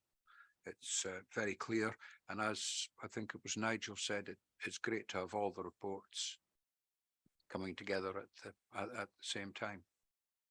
So as a committee, we're being asked to note the content of the report and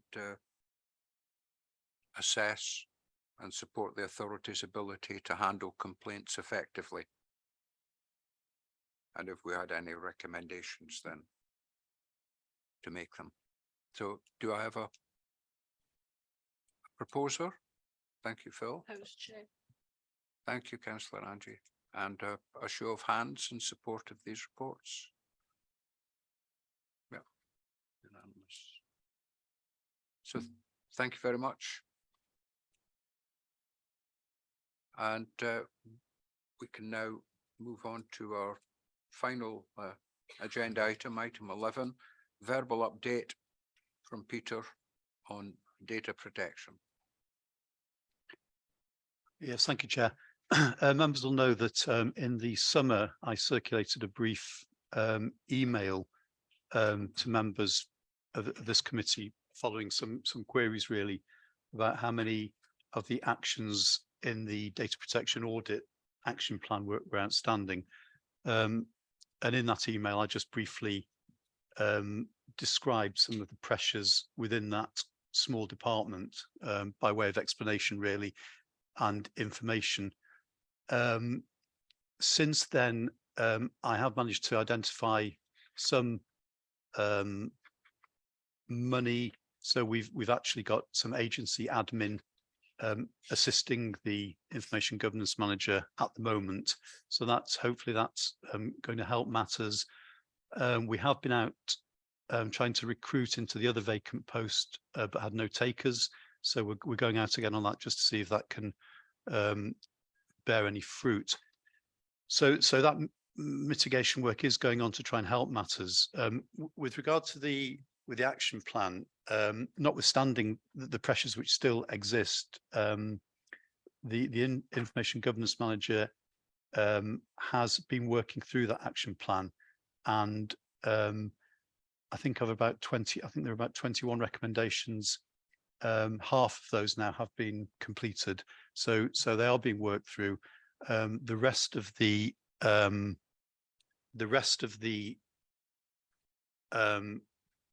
actions are being worked on. The information governance group and the compliance officer groups have been set up, so that's going to assist with the outstanding issues. But basically, I think we're confident that those outstanding matters will be completed by the time audit come back to do their follow-up meeting in December. So we'll be on track to do that. So that's the update. Okay, thank you. When is the next follow-up due? Before December. Before December? Yeah. Does anyone have any questions? Anything they want to add? I wish you good fortune in getting the other actions implemented before audit return. Thank you. But by that time, the unit will be with audit. So. Separately. Independent, objective. Okay, can I, we're asked to note the update. Can I ask for a proposer, please? Thank you, Councillor Angie. Seconder, Councillor Gareth. And finally, a show of hands. Unanimous. Yeah.